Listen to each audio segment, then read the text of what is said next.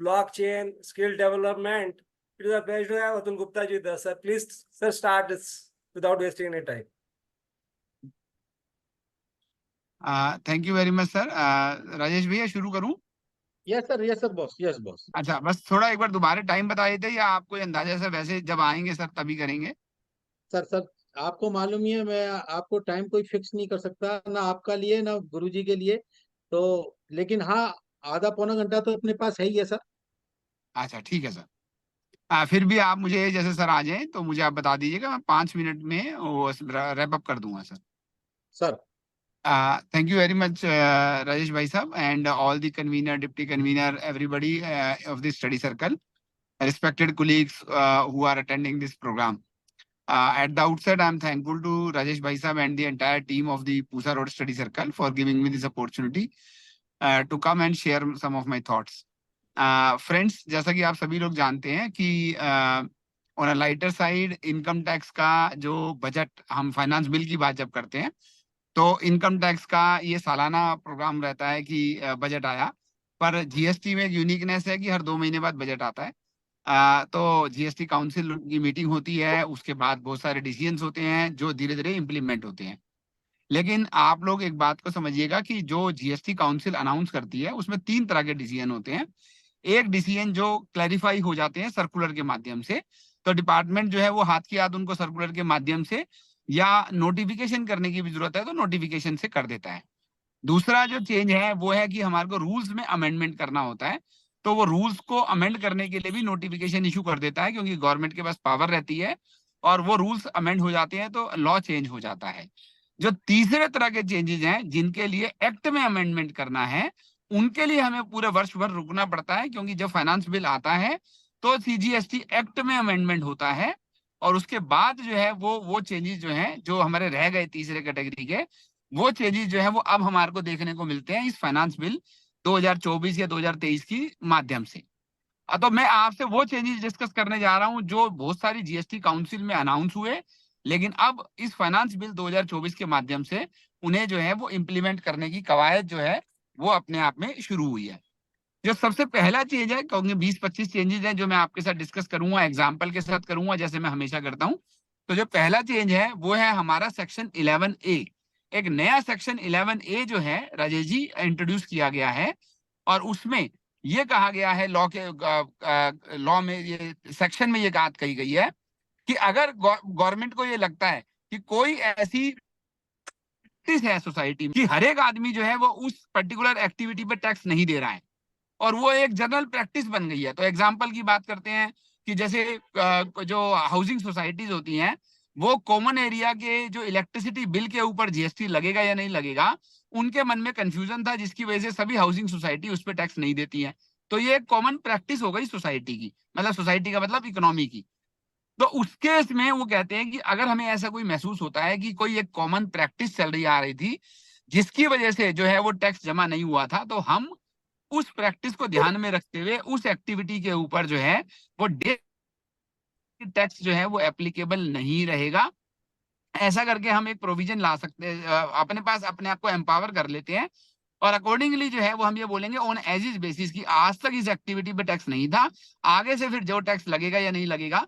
तो आप सभी लोगों को पता है कि एक बड़ा इशू जो है वो इस टाइम पे सुप्रीम कोर्ट में भी चल रहा है तो जीएसटी को लेके। तो अल्टीमेटली जो है वो गवर्नमेंट के पास ऐसी पावर है कि वो उस प्रैक्टिस को ध्यान में रखते हुए रिट्रोस्पेक्टिव डेट से उस एग्जम्पशन को अवेलेबल करा दे। ऐसा अधिकार, ऐसी एम्पावरमेंट जो है सेक्शन 11A के माध्यम से गवर्नमेंट के पास आई है। अभी इसका क्या ऐसे कब कब यूज होगा वो आने वाले समय पे होगा जी। जो दूसरी बात है राजेश जी कि आपने जो है वो किसी एडवोकेट का बिल लिया या जीटीए का आपके पास कोई इनवॉइस आया, 2020 में इनवॉइस आया था, आपने उसका रिवर्स चार्ज में जीएसटी जमा कराना था, आप भूल गए। 2024 में डिपार्टमेंट आया, बोला भाई साहब ये तो जमा नहीं हुआ, गलती हो गई आपसे। आपने बोला रिवेन्यू न्यूट्रल है, रिवेन्यू न्यूट्रल है तो मैं क्या करता हूँ अब जमा करा देता हूँ, क्या दिक्कत है, आज जमा कराऊंगा क्रेडिट ले लूंगा। तो डिपार्टमेंट ने कहा ठीक है जी। जब आपने जमा करा दिया तो डिपार्टमेंट ने बोला ओहो भाई साहब, क्योंकि ये 16/4 के नियम के हिसाब से ये इनवॉइस जो है, ये जो सर्विस है 2020 की है, इसको क्रेडिट लेने की लास्ट डेट जो थी वो 30 नवंबर 2020 थी और आप 2024 में क्रेडिट ले रहे हो तो मैं इसका क्रेडिट आपको नहीं दूंगा। इस बात को रिजॉल्व करने के लिए, क्योंकि आप सभी लोगों को पता है कि सर्विस टैक्स रिजीम में हमारे पास कई ऐसे जजमेंट आए जिसमें गवर्नमेंट ने ट्रिब्यूनल ने ये बोला कि जहां पर रेवेन्यू न्यूट्रल सिचुएशन होती है वहां पर एलिगेशन ऑफ फ्रॉड नहीं हो सकता, ये केवल बोनाफाइड मिस्टेक ही हो सकती है, क्योंकि एसएससी के लिए रेवेन्यू न्यूट्रल था। अगर वो जमा कराता तो क्रेडिट ले लेता, तो उसे क्या उसको क्या बेनिफिट है? सप्रेशन की तो कोई बात है नहीं, क्योंकि उसको ये समझ ही नहीं होती, अगर समझ होती तो वो क्रेडिट ले लेता। तो इस बात को ध्यान में रखते हुए गवर्नमेंट ने अब सेक्शन 13 में और सेक्शन 31 में 2 अमेंडमेंट करी है, जिसके तहत उन्होंने ये बोला कि अगर आपके पास, तो अगर सपोज कीजिए कि मैं एक रजिस्टर्ड व्यक्ति हूं और मैंने आपको इनवॉइस रेज करी, तो आपको जो उसका क्रेडिट जो जमा कराना होता है वो आपको 60 days from the date of invoice और payment whichever is earlier के बेस पे जमा कराना होता है। मैं क्या कह रहा हूं आपसे, जरा ध्यान से समझिएगा एक एग्जाम्पल के साथ। कि सपोज कीजिए मेरे पास एक इनवॉइस आई 1 मई 2023 को। वो इनवॉइस जो है वो 1 मई 2023 की थी, मुझे मिली 15 जून 2023 को। ध्यान से सुनिएगा सभी लोग, मैं आंसर पूछूंगा बाद में। कि 1 मई 2023 को मेरे को एक की इनवॉइस थी, मैं 15 मई जून 2023 को वो मुझे इनवॉइस मिली। मैंने उस इनवॉइस को बुक्स में 2 जुलाई 2023 को डाला और पेमेंट करी मैंने उसकी नवंबर 2023 में। अब मुझे उसका जीएसटी रिवर्स चार्ज में कब जमा कराना है, आप लोग जो है वो बताना चाहें तो चैट बॉक्स में डाल के आप मुझे बताएं कि आपके हिसाब से उसका जीएसटी जो है वो कब आप था, जब आपको उसका जीएसटी जमा कराना था। कोई बताना चाहेगा जी कि उसका जीएसटी कब ड्यू बनता था जमा कराने के लिए? मैंने अभी अभी आंसर दे भी दिया है, फिर भी अगर कोई बताना चाहे तो। मैं चैट बॉक्स तो नहीं देख पा रहा हूँ शायद, क्योंकि इसकी मेरे हिसाब से मेरे पास पावर नहीं है वो देखने की। तो नहीं राजेश नहीं, जी है आप सर, लोग, है, आप देख सकते हो भाई साहब, eight the time of taking credit. हाँ, तो eight the time of taking credit क्या, मैंने तो क्रेडिट, अभी मुझे उसका जीएसटी जमा कब कराना है, बात ये हो रही है। At the time of taking credit तो है ही नहीं, क्रेडिट तो तब लूंगा जब जमा करा दूंगा। मुझे उसका जीएसटी जमा कब कराना है ये क्वेश्चन था, यही झगड़ा है कि मुझे उसका जीएसटी कब जमा कराना है। तो अब मेरे पास वो चैट का आ गया। तो मैं let us see the chat chat chat chat अभी भी नहीं है इसमें, एनीवे वो चैट का पावर आपके पास है सर।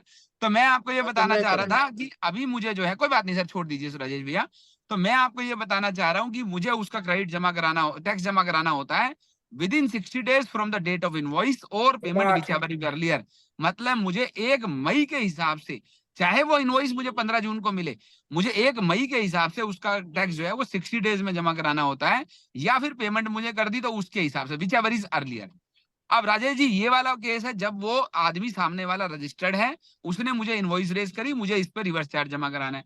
लेकिन कुछ केसेस ऐसे हैं जहां पर सामने वाला रजिस्टर्ड ही नहीं है, जैसे एडवोकेट तो रजिस्टर्ड ही नहीं होता है।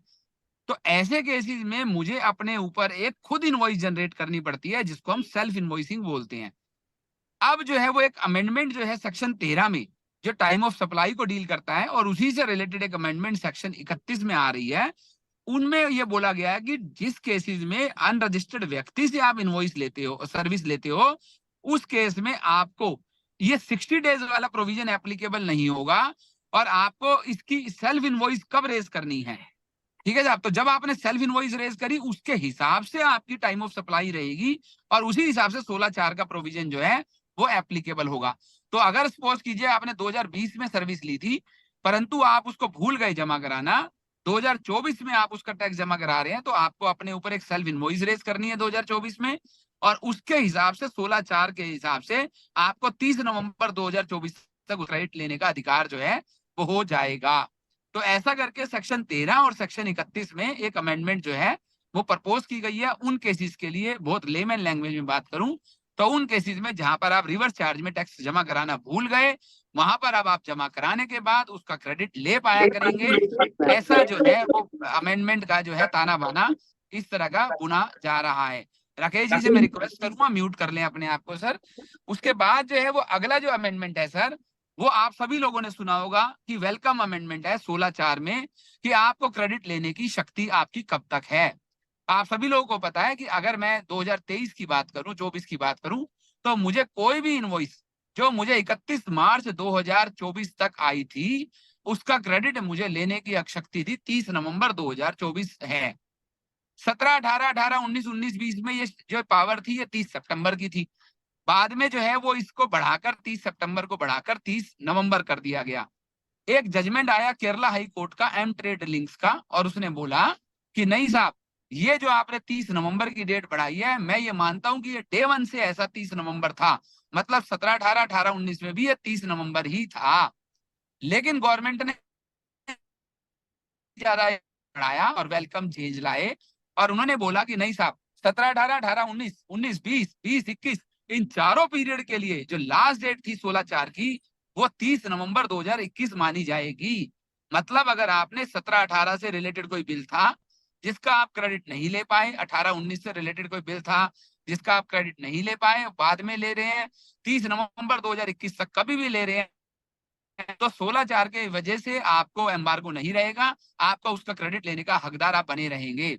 सर यहाँ पर राजेश जी एक पॉइंट नोट करने का है कि जिन लोगों ने, अब क्या हुआ कि ये डिस्प्यूट हुआ, डिपार्टमेंट ने 16/4 के शोकॉज नोटिस निकाल दिए, और राजेश जी जो है वो लेटर से राजीव बजाज जी ने कहा, राजीव कोहली जी ने कहा अरे यार फंस गए, और राजीव कोहली जी ने क्या करा, अपने क्लाइंट का टैक्स जो है वो जमा करवा, रिवर्स करवा दिया, आईटीसी रिवर्स करवा दिया विद इंटरेस्ट के साथ।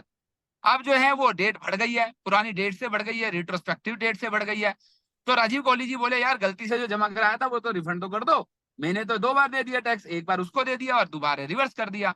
तो उन्होंने जो है एक अमेंडमेंट पास किया है कि ऐसा हम रिफंड कोई भी देंगे नहीं। तो अगर आपने टैक्स और इंटरेस्ट गलती से, मतलब इन डिस्प्यूट रहते हुए इस पीरियड का जमा करा दिया, तो अब आपको वो रिफंड नहीं मिलेगा, आपका जो है वो जो आपका टैक्स गया वो गया। तो अब जो है वो 30, 16, 17, 17, 18, 18, 19, 19, 20 और 20, 21 के लिए क्रेडिट लेने की जो लास्ट डेट है एज पर दी सेक्शन 16/4 वो 30/11/2021 है। अगला केस, अगला सर जो चेंज है वो 16/4 और 29 के साथ मिलके है।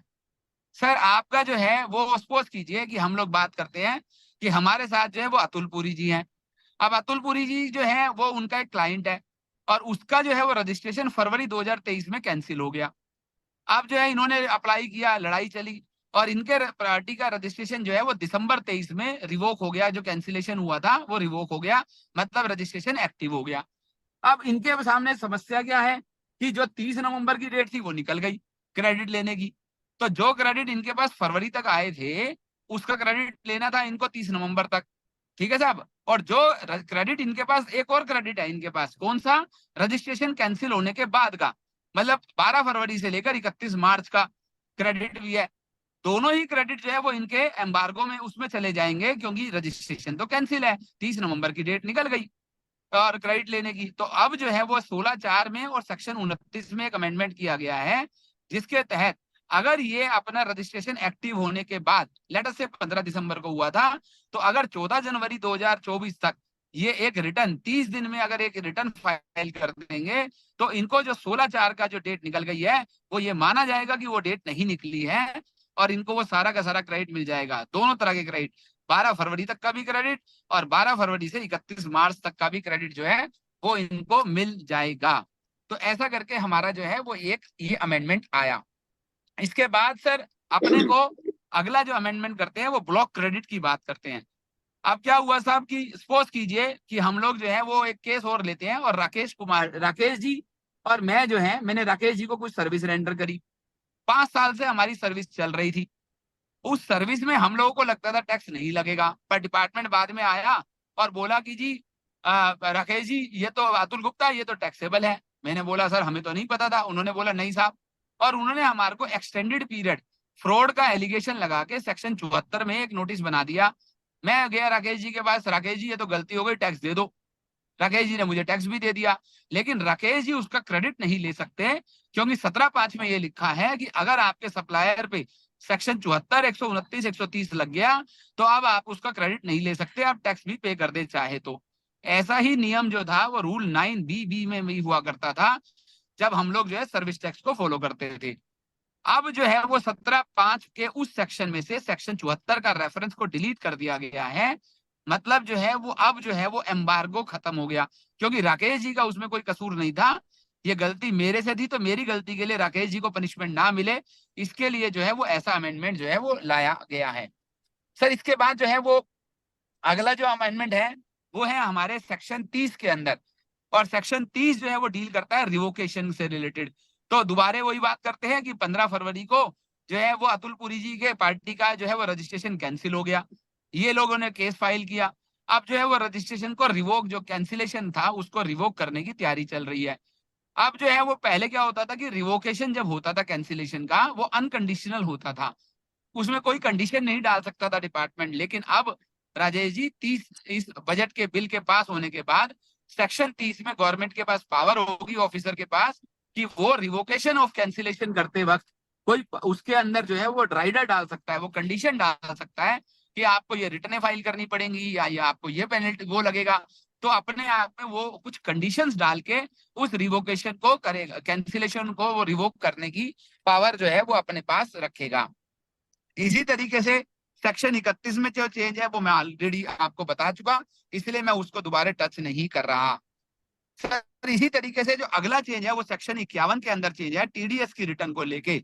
अगर मैं सारी गवर्नमेंट डिपार्टमेंट हूं या पीएसयू हूं और मेरे ऊपर टीडीएस की लायबिलिटी है सेक्शन 51 में कि मुझे टीडीएस काट के जमा कराना है, और सपोज कीजिए कि कोई ऐसा मंथ है जिसमें जो है वो टीडीएस की लायबिलिटी कोई भी नहीं है, तो मैं फाइल नहीं करता। अब सेक्शन 51 में एक अमेंडमेंट आ गया है, आपको मेरी आवाज आ रही होगी। सेक्शन 51 में एक अमेंडमेंट आ गया है जिसके तहत आपको जो है वो कंपल्सरीली हर महीने टीडीएस की रिटर्न जमा करानी है, चाहे आपका टीडीएस का कोई डिडक्शन है या टीडीएस का कोई डिडक्शन नहीं है, आपको वो जमा करानी ही करानी है। सर इसके बाद हम लोग जो है वो आगे चलते हैं और एक और चेंज की बात करते हैं, एक्सपोर्ट ड्यूटी से रिलेटेड सेक्शन 54 के रिफंड की बात करते हैं। अगर आपके पास कोई ऐसी प्रोडक्ट में आप डील करते हैं जिसके ऊपर एक्सपोर्ट ड्यूटी एप्लीकेबल है, तो उस केस में आपको सेक्शन 54 में रिफंड तभी मिलता था जब आप जो है वो विद पेमेंट ऑफ टैक्स करते थे। विदाउट पेमेंट ऑफ टैक्स करते थे तो उस पर जीएसटी का रिफंड नहीं मिलता था। अब उन्होंने बोल दिया कि आपको दोनों ही केस में रिफंड नहीं मिलेगा। तो अगर आपकी प्रोडक्ट एक्सपोर्ट ड्यूटी को अट्रैक्ट करती है तो उस केस में चाहे वो विद पेमेंट ऑफ टैक्स आप करें या विदाउट पेमेंट ऑफ टैक्स करें, आपको उसका रिफंड नहीं मिलेगा। तो ये बात जो है वो सेक्शन 54 के अंदर एक अमेंडमेंट आया है। सर एक अमेंडमेंट जो सेक्शन 70 में भी आया है। राजेश जी अगर मान लीजिए सपोज कीजिए आज किसी को सम्मन आया, तो सेक्शन 70 किसको डील करता है? सम्मन को डील करता है। तो अगर एक पार्टी को सम्मन आया तो सम्मन में लिखा हुआ है कि कौन अपीयर हो सकता है, और उसमें लिखा होता है कि जो डायरेक्टर्स हैं, पार्टनर हैं, ऑथराइज एम्प्लॉइज हैं, वो जो है वो ही इसके अंदर सम्मन में डिपार्टमेंट में जाके अपनी स्टेटमेंट दे सकते हैं। अब जो है उसमें उस समय सीए, एडवोकेट या कॉस्ट अकाउंटेंट को जाने का अधिकार जो है वो नहीं था। अब जो है सेक्शन 70 के संबंध के अमेंडमेंट कर दी गई है और उसमें ऑथराइज रिप्रेजेंटेटिव का जो है वो एक प्रोविजन ऐड कर दिया गया है। मतलब आने वाले समय में अब जब ये एक्ट बन जाएगा तो सेक्शन 70 के संबंध के अगेंस्ट में एक चार्टर्ड अकाउंटेंट, एडवोकेट या कॉस्ट अकाउंटेंट भी अगर वो चाहे तो अपीयर हो सकता है। हमें अपीयर होना है या नहीं होना है, हमें ऑथराइज रिप्रेजेंटेटिव बनना है या नहीं बनना है, क्या मेरे अधिकार हैं, क्या मेरी लायबिलिटीज हैं, ये हमारे को जरूर पता होनी चाहिए। लेकिन ऐसा एक अधिकार जो है वो अवेलेबल हो गया। इसमें एक और बेनिफिट होगा कि कई बार जो स्टेटमेंट होती है तो पार्टी को जब अंदर बुलाया जाता है तो हमें बोला जाता है कि आपको इसमें बैठने का अधिकार नहीं है। तो अब अगर हम लोगों के पास, अगर हम ऑथराइज रिप्रेजेंटेटिव हैं, तो उस केस में हमारे पास वो अंदर बैठने का अधिकार भी जो है वो ऐसा आ जाएगा, ऐसा मेरा मानना है सेक्शन 70 के इस अमेंडमेंट के बाद। सर उसके बाद जो अगली अमेंडमेंट है वो बहुत बड़ी अमेंडमेंट है, जो हम लोगों के लिटिगेशन जो पूरा का पूरा परिप्रेक्ष्य है, जो पूरा का पूरा उसको चेंज करेगी। ध्यान से समझिएगा सर, थोड़ा सा 4-5 मिनट का समय लगेगा। सर हमारे पास आज की तारीख में जब डिपार्टमेंट को ये लगता है कि आपका जो है वो टैक्स जमा नहीं हुआ, या आपका शॉर्ट पेड या शॉर्ट पेड है, या आपको एरनेसली रिफंड मिल गया, या फिर आपका ऐसा लगता है डिपार्टमेंट को कि आपने जो है वो कोई इनपुट क्रेडिट जो है वो गलत लिया। ये डिपार्टमेंट को कब लगता है? जब वो ASMT 10 मतलब वो स्क्रूटनी कर रहा है, वो ऑडिट कर रहा है, वो एंटीवेजन कर रहा है, या वो DGGI की इंक्वायरी चल रही है, तो उसको ये लगता है अगर ये ऐसा कुछ हुआ है और अगर ऑफिसर असेसी जो है वो सेटिस्फैक्टरी रिप्लाई नहीं दे पाता है, तो उस केस में डिपार्टमेंट के पास ऑप्शन बचती है कि वो आपको शोकॉज नोटिस बना के दे दे, show cause notice oblique demand notice बना के दे दे। और उसके लिए 2 सेक्शन प्रेस्क्राइब किए गए हैं हमारे लॉ में, सेक्शन 73 और 74। सेक्शन 73 का मतलब है कि आपकी डिमांड जो है वो नॉर्मल की 3 साल की डिमांड होगी, आपकी एनुअल रिटर्न की फाइल करने की डेट से 3 साल तक देखा जाएगा, और उसके बाद आपको जो है 10% की पेनल्टी का प्रोविजन उसमें होता है। लेकिन अगर मान लीजिए डिपार्टमेंट को ये लगता है कि नहीं साहब, ये तो जो टैक्स जमा नहीं हुआ है, ये फ्रॉड का केस है, सप्रेशन का केस है, तो वो सेक्शन 74 में नोटिस बनाता है, और उस केस में जो डिमांड है वो पिछले 5 सालों की रेज की जा सकती है, और उस केस में जो पेनल्टी का जो प्रोविजन है वो 100% पेनल्टी तक का प्रोविजन जो है वो अवेलेबल होता है। तो अगर हम लोग एक एग्जांपल की बात करें कि मेरी 2022 की रिटर्न की लास्ट डेट जो है वो 20 दिसंबर थी जीएसटीआर 9 की, तो 31 दिसंबर मान लेते हैं, 31 दिसंबर थी, तो मुझे जो है वो नॉर्मल पीरियड जो रहेगा वो 31 दिसंबर 2022 से 31 दिसंबर 2025 तक का रहता है। और इसमें एक और कंडीशन होती है, और the actual date of return filed whichever is later. तो अगर आपने 20 जनवरी को फाइल की थी तो 20 जनवरी का वो लास्ट डेट हो जाती है। तो आपको जो है वो 3 साल का समय हो गया, 31 दिसंबर से 31 दिसंबर 2025 तक आपको नॉर्मली वो शोकॉज नोटिस बना सकता है। लेकिन अगर फ्रॉड का एलिगेशन है तो 2027 तक वो आपका एडजुडिकेशन हो सकता है फॉर द पीरियड 2022।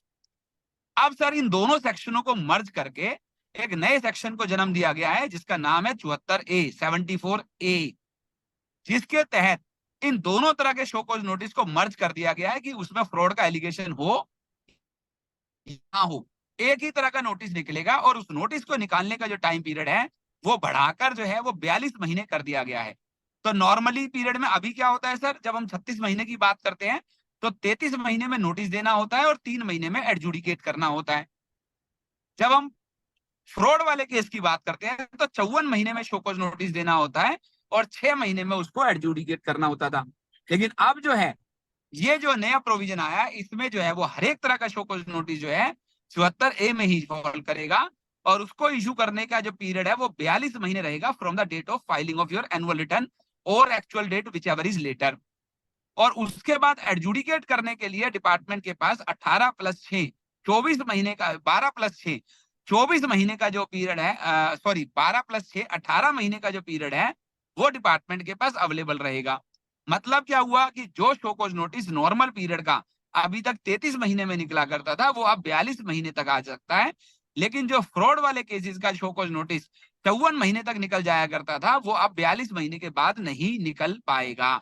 तो एक तरफ फायदा होगा और एक तरफ नुकसान होगा।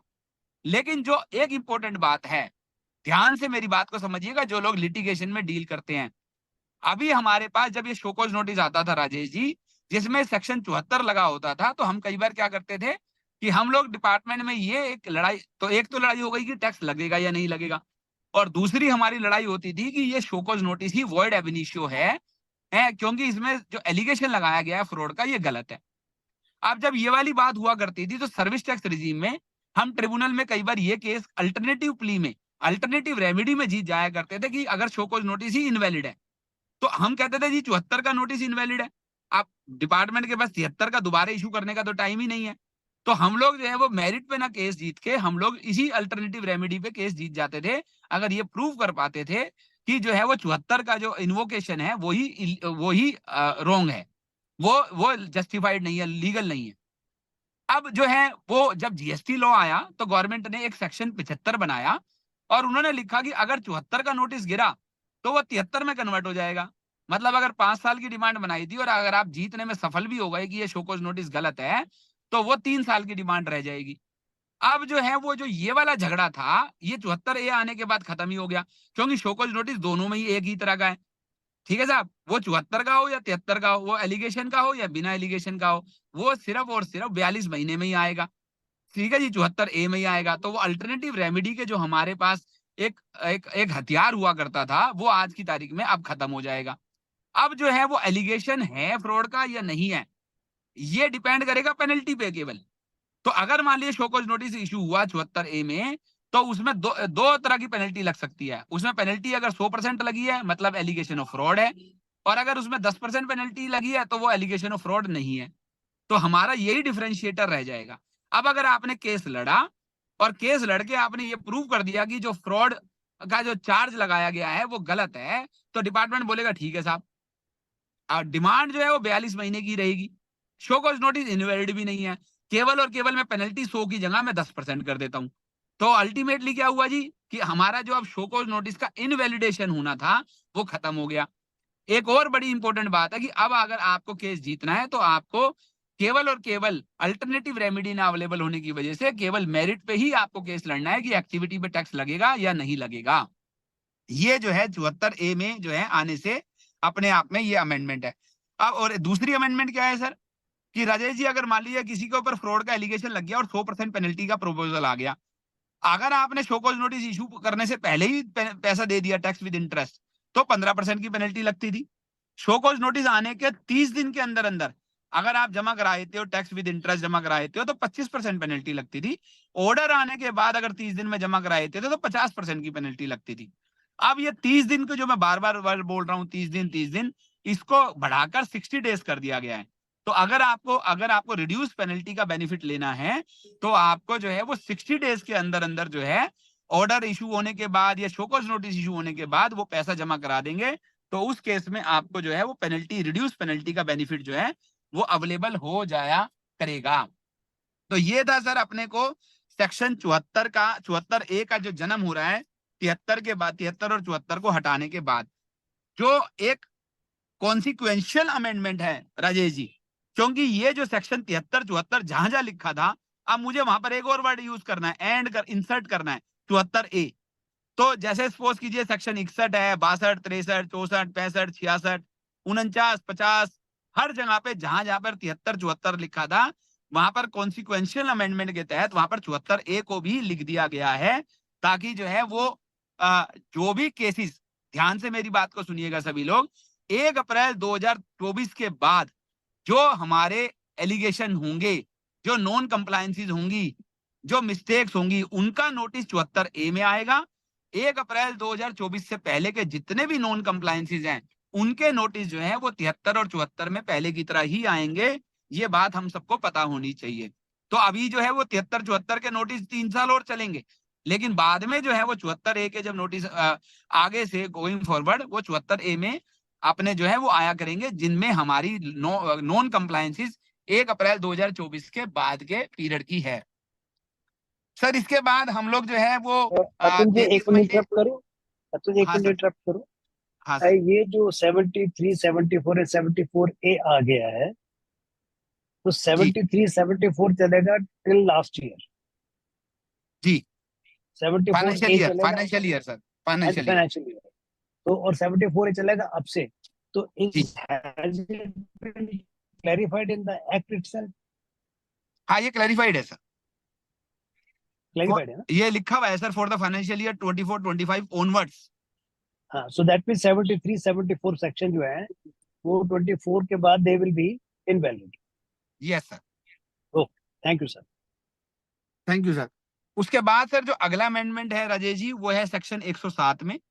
सेक्शन 107 में हम अपील फाइल करते हैं और अपील फाइल करते वक्त 112 के अंदर जब हम अपील फाइल करते हैं यानी कि कमिश्नर अपील कहें या फर्स्ट अपीलेट अथॉरिटी बोलें और उसके बाद ट्राइब्यूनल की बात करें, क्योंकि अब कमिश्नर अपील कुछ नहीं होता है जीएसटी में, अब फर्स्ट अपीलेट अथॉरिटी होता है वो joint commissioner additional commissioner appeal होता है।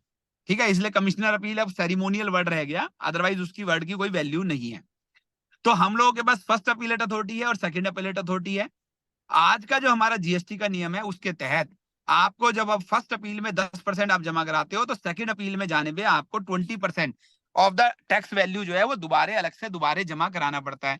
तो अगर आपकी 2 करोड़ की डिमांड है और आपने 10% 20 लाख रुपए पहली अपील में जमा कराया, अगर वो ऑर्डर आपके अगेंस्ट में आया तो आपको 40 लाख रुपया दोबारे जमा कराना है और मैक्सिमम अमाउंट जो है प्रेस्क्राइब्ड है 50 करोड़ रुपया, मतलब 25 crore CGST 25 crore SGST maximum amount. तो किसी की 1000 करोड़ की डिमांड है तो उसको 300 करोड़ जमा नहीं कराने, उसको 50 करोड़ रुपए तक का ही अमाउंट जो है जमा कराना है।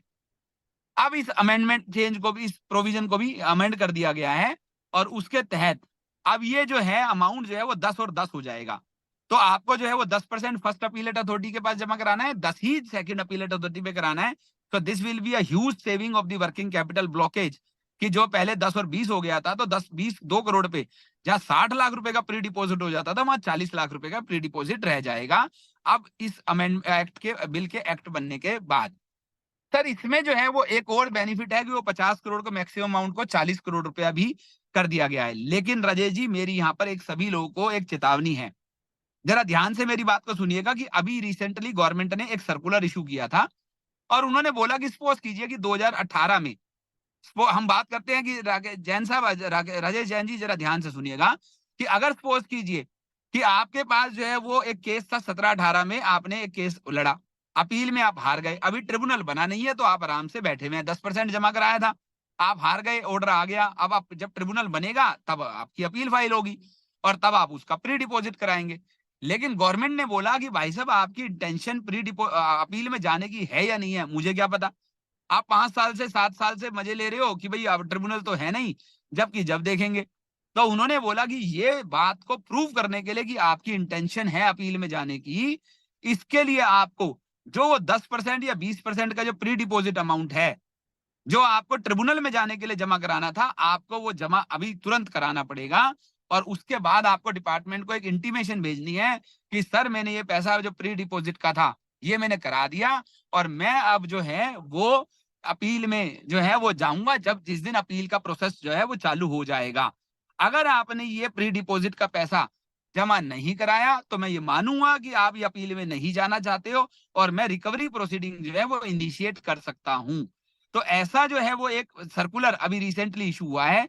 इसके तहत मेरी एक मानना है कि हम सभी लोगों को अपने अपने ऑफिसों में वो सारी अपीलें देखनी चाहिए जिनके अंदर ऐसा है कि कमिश्नर अपील या फर्स्ट अपीलेट अथॉरिटी से हमारे ऑर्डर अगेंस्ट में आ चुका है, लेकिन हमने सेकंड अपील की वेट करते हुए कोई प्री डिपोजिट जो है वो हम लोगों ने नहीं कराया है। तो वो हम सब लोग जो है वो उस केसेस को एक बार के लिए नोट कर लें और अपने आप में वो कराएं। मेरी आवाज आ रही होगी क्योंकि बीच में कॉल आती है तो मोबाइल से वो कट जाता है। तो आवाज आ रही है Rajesh ji? Yes yes yes boss, yes हाँ जी। बॉस। तो उसके प्रॉपर। अंदर जो है वो हम लोगों को ये 10% 20% का प्रोविजन जो है वो समझ में आ गया होगा। अब सर एक दो दो अमेंडमेंट है। एक जैसे एंटी प्रोफिटरिंग अथॉरिटी 171 नंबर सेक्शन अंदर उसको सनसेट क्लॉज आ गई और उस सारे केसेस अपने जो है वो एक सेक्शन 109 के तहत ट्रिब्यूनल में ट्रांसफर हो जाएंगे। ऐसा करके जो है वो एक अमेंडमेंट आ गया है, वो एक अमेंडमेंट आ गया है। तो उसमें उसके तहत जो है वो सारे केसेस जो है वो अब हमारे जो है वो ट्रिब्यूनल में शिफ्ट हो जाएंगे। ये आपको मैं एंटी प्रोफिटरिंग के बारे में बता दिया। सर एक और बात है, जो हम अपील की बात कर रहे थे, अपील के सेक्शन 112 में लिखा हुआ था कि जिस दिन president of the tribunal appoint हो जाएगा उसके 3 महीने के अंदर अंदर आपको जो है वो अपीलें फाइल करनी है। अब 6 मई को प्रेसिडेंट अपॉइंट हो गया तो अगर देखा जाए तो 6 अगस्त लास्ट डेट है अपील फाइल करने की ट्रिब्यूनल में, पर अभी तक रजिस्ट्रार का भी अपॉइंटमेंट नहीं हुआ है, कहाँ जमा कराएं पता नहीं है। तो सेक्शन 112 को अमेंड करके ये कहा गया है कि हम आपको बताएंगे कि कब तक ये अपीलें फाइल करनी है। जिस दिन ये हमारा सिस्टम चालू हो जाएगा हम आपको अपील करने की फैसिलिटी जो है वो फाइल करने की देंगे, उसके बाद आपको अपील करनी है। लेकिन मैंने जो अभी इससे पहले बताया था कि आपको प्री डिपोजिट जो है वो आपको कराना ही कराना है, ये दिखाने के लिए, दर्शाने के लिए कि मेरा इंटेंशन है अपील में जाने के लिए, वो आज भी स्टैंड करता है इस प्रोविजन के बावजूद। सर हम लोग जो है वो आगे चलते हैं और अब एक जो है अमेंडमेंट आपको बता रहा हूं सेक्शन 128A के बारे में। ये आपकी विवाद से विश्वास की तरह की स्कीम है जो आपको इनकम टैक्स में भी आहूजा जी या दूसरे अपने जो ऑनरेबल स्पीकर्स हैं वो आपको बता रहे होंगे।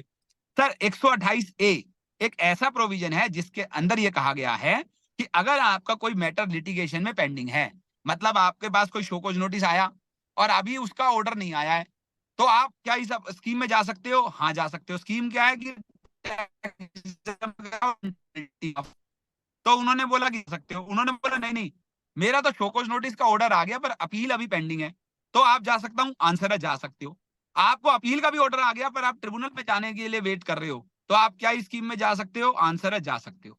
तो बड़ा अच्छा बेनिफिट है सर कि आपका आप किसी भी स्टेज पे हो आप इस स्कीम में जा सकते हो, टैक्स जमा कराइए और जो है वो आप जो है और इस केस में जो है वो आपको 31 मार्च 2025 तक, तो जितने भी पीरियड केसेस हैं आपके 1 जुलाई 2017 से 31 मार्च 2020 के, ठीक है साहब, वो जो है और आप पार्ट देयर ऑफ, तो उसमें जो है वो आपको जो है इस पीरियड के कोई भी केसेस हैं तो आप उसमें अगर ये स्कीम में जाना चाहते हैं और 31 मार्च 2025 तक आप अगर टैक्स जमा करा देते हैं तो इंटरेस्ट और पेनल्टी जो है वो आपकी माफ हो जाएगी। लेकिन आगे सबके आगे चल के सारे राइडर ही राइडर हैं, सारी चैलेंज सारी जो कंडीशन ही कंडीशन है। सुनिए कंडीशंस एक के बाद एक।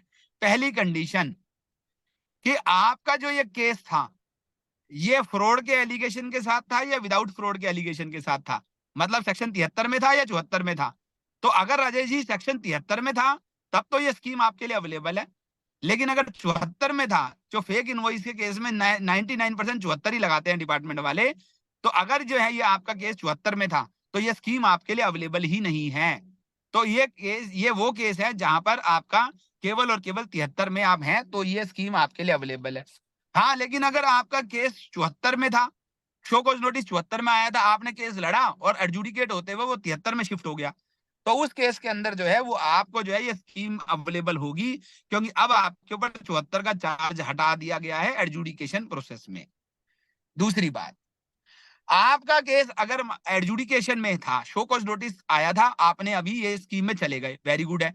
लेकिन अगर सपोज कीजिए कि राजीव कोहली जी हमारे कमिश्नर साहब है, उन्होंने ये केस एडजुडिकेट करके आपके अगेंस्ट में ऑर्डर पास कर दिया, मतलब अब राजीव कोहली जी की भी स्टैंप लग चुकी कि भैया डिमांड तो बनती है, तो उस केस में खाली टैक्स जमा कराने से काम नहीं चलेगा, आपको जो है वो उसके ऊपर कुछ एडिशनल अमाउंट भी जमा कराना पड़ेगा। और वो एडिशनल अमाउंट क्या होगा वो मैं आपको बताऊंगा, लॉ में लिखा हुआ है, वो मैं आपको बताऊंगा, ठीक है साहब। लेकिन एक कंडीशन है, आपने स्कीम में जाना क्योंकि आप अपील में जा गए हो, ठीक है, क्योंकि राजीव कोहली जी ने तो ऑर्डर पास कर दिया, आप अपील में हो। आप क्या करोगे जी, आप अभी भी ले सकते हो स्कीम का बेनिफिट, परंतु आपको उसके अंदर एडिशनल पैसा जमा कराना है। जो दूसरी कंडीशन ये है कि आपको स्कीम के एप्लीकेबल होने से पहले पहले अपनी अपील विड्रॉ करनी है। तो विड्रॉ करते हुए मैं नहीं बताऊंगा कितना पैसा जमा कराना है, पर आपकी कोई भी अपील पेंडिंग है कमिश्नर अपील के पास ट्रिब्यूनल में या रिट फाइल की हुई है, वो आपको इस स्कीम के एप्लीकेबल होने की डेट से पहले पहले, समझा रहा हूं, मान जाना, आपको जो है वो विड्रॉ कर लेनी है, ठीक है साहब, वरना मैं आपको ये स्कीम का बेनिफिट ही नहीं दूंगा, ठीक है साहब। और एडिशनल अमाउंट क्या होगा वो बाद में बताऊंगा, जो आपको एक्स्ट्रा जमा कराना है, ठीक है साहब। तो ये अपने आप में एक दूसरा राइडर है।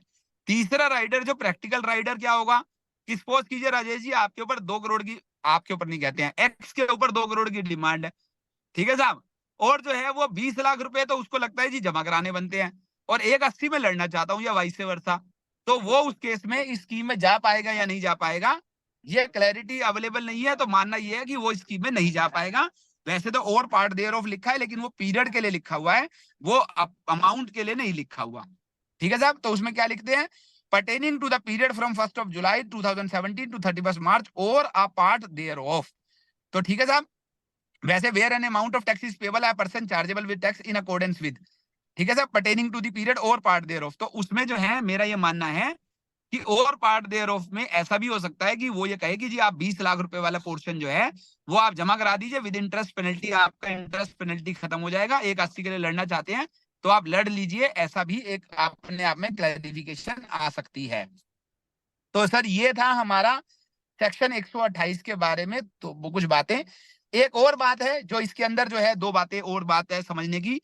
अगर मान लीजिए सपोज कीजिए राजेश जी एक्स ने, जिसके ऊपर 2 करोड़ की डिमांड बनी थी, उसने अपने डिस्प्यूट को सेटल करने के लिए उसने क्या करा था, 2 करोड़ जमा करा दिया था और इंटरेस्ट भी जमा करा दिया था 1 करोड़ रुपए का। क्या वो 1 करोड़ का रिफंड ले सकता है इस स्कीम को आने के बाद? तो आंसर है नहीं ले सकता।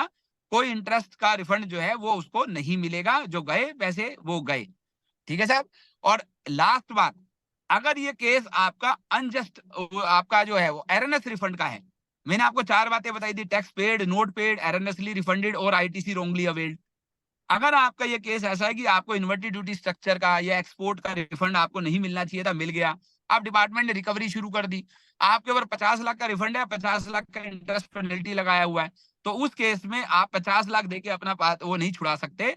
यहाँ पर जो है वो आपको 1 करोड़ रुपए ही मतलब आपका रेगुलर चलेगा। ये स्कीम, ये केस उस स्कीम के अंदर 128A के अंदर फॉल नहीं करेगा जहां पर रिफंड से रिलेटेड आपकी लिटिगेशन चालू है। अब जो है वो मैं 2 चेंजेस, जो बिल्कुल लास्ट के 2 चेंजेस हैं वो मैं आपको बता रहा हूँ। आई बिलीव कि सर ने ज्वाइन नहीं किया है सर अभी। अभी अभी नहीं किया सर, वो मैं उनको कांटेक्ट ही कर रहा हूँ, शायद वो अभी सेमिनार में ही है। हाँ हाँ हाँ, कोई बात नहीं सर, तो मैं अभी 2 चेंजेस और बता देता हूँ और फिर आप Q&A ले सकते हैं सर, ठीक है साहब। मेरे पास अमेंडमेंट तो पुराने भी बहुत सारे हैं, लेकिन वो 53rd GST काउंसिल के थे, पर मैं फिर भी देख लेता हूँ, जो मैं कुछ और चीजें आपको बता पाऊंगा तो मैं बता दूंगा। इसके बाद सर जो 2 अमेंडमेंट हैं वो है शेड्यूल 3 को लेके। अभी GST काउंसिल ने ये बोला था कि मैं जो इंश्योरेंस वाली एक्टिविटीज है री इंश्योरेंस का जो आपस में पैसा बांटते हैं या को इंश्योरेंस का जो पैसा आपस में पार्टियां बांटती हैं, उसके ऊपर मैं बोलूंगा कि जीएसटी नहीं लगेगा। अब जीएसटी नहीं लगेगा कैसे होगा?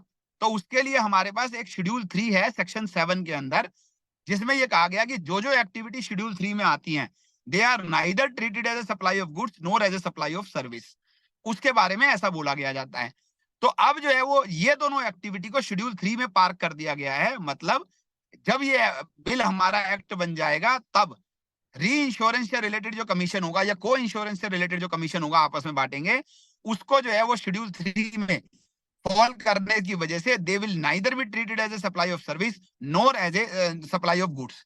तो ऐसा करके हमारा जो है वो उनको जीएसटी से इम्यूनिटी जो है वो अपने आप में मिल जाएगी। तो सर ये थे हमारे वो अमेंडमेंट्स जो हमारे इस फाइनेंस बिल 2024 के अंदर आए हैं। आप लोगों के पास कुछ क्वेश्चन हो तो आप ले लीजिए, अदरवाइज मेरे पास जो है वो 53rd जीएसटी काउंसिल से रिलेटेड बहुत सारी ऐसी बातें हैं जो मैं आप लोगों के साथ जो है वो डिस्कस कर सकता हूं। जैसे एग्जांपल की बात करें, हमारे पास एक एक्टिविटी हुआ करती थी, इसी तरह की एक्टिविटी, जिसको 53rd जीएसटी काउंसिल में बोला गया था कि अगर आप होटल अकोमोडेशन, हॉस्टल अकोमोडेशन की बात करें तो उसके ऊपर जीएसटी नहीं लगेगा। अब ये इसके लिए एक्ट में अमेंडमेंट की जरूरत नहीं थी, ठीक है साहब, क्योंकि इसके अंदर जो है वो हमारी जो नोटिफिकेशन है उसको अमेंड करना था। तो उन्होंने जो है वो हॉस्टल अकोमोडेशन में क्या कर दिया कि अगर आप कोई हॉस्टल चलाते हैं और उस हॉस्टल का रेंट जो है वो 20,000 रुपए महीने से कम है और वो हॉस्टल जो है मिनिमम 3 महीने के लिए दिया जा रहा है, तो उस केस में वो जो है वो रेंटिंग ऑफ रेजिडेंशियल प्रॉपर्टी में फॉल कर जाएगा और उस केस में जो है वो उसके ऊपर जीएसटी एप्लीकेबल नहीं होगा। तो कंडीशन क्या है, 20,000 रुपए से कम का रेंट होना चाहिए महीने का और वो प्रॉपर्टी जो है मिनिमम 3 महीने के लिए रेंट पे दी जा रही है, तो उस केस में उसके ऊपर जीएसटी नहीं लगेगा। लेकिन आप सभी लोगों को याद है कि सपोज कीजिए राजेश जी ने एक प्रॉपर्टी ली और उसको हॉस्टल चलाना चाहते हैं। जब राजेश जी ने वो प्रॉपर्टी ली तो राजेश जी तो एक रजिस्टर्ड एंटिटी है, तो उस केस में राजेश जी को उस रेजिडेंशियल प्रॉपर्टी के लेने होने के बावजूद भी उसमें रिवर्स चार्ज में जीएसटी जमा कराना पड़ता है, क्योंकि renting of residential property for use as residence by a business entity is taxable under the GST regime in the reverse charge mechanism। तो इसलिए राजेश जी को जीएसटी जमा कराना पड़ गया हॉस्टल के ऊपर, तो उसके बावजूद अगर मान लीजिए आउटपुट पे टैक्स है नहीं, इनपुट पे टैक्स लग गया, तो अल्टीमेटली जो है वो आप हॉस्टल वालों बच्चों से तो रिकवर करेंगे ही करेंगे।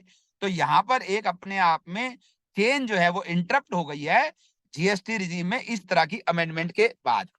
तो हम लोगों को ये बात जो है वो पता होनी चाहिए जो हम लोगों ने इसको वो किया।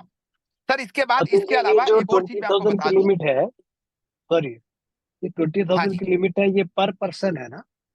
हाँ जी, हाँ जी, हाँ जी। ठीक है, ठीक है, thank ये you। एक कमरे में 2 बेड है तो 20,000 रुपए पर पर्सन है सर। ना प्रॉपर्टी है ना कमरा है, ये पर पर्सन है सर। आगे चलते हैं सर। और एक और अमेंडमेंट बताना चाहूंगा सर कि अब जो है वो जीएसटी के अंदर अगर मान लीजिए सपोज कीजिए आपका एक शोकॉज नोटिस है जो आपके फेवर में आ गया और बाद में डिपार्टमेंट कहता नहीं नहीं भाई साहब मुझे तो अपील में जाना है।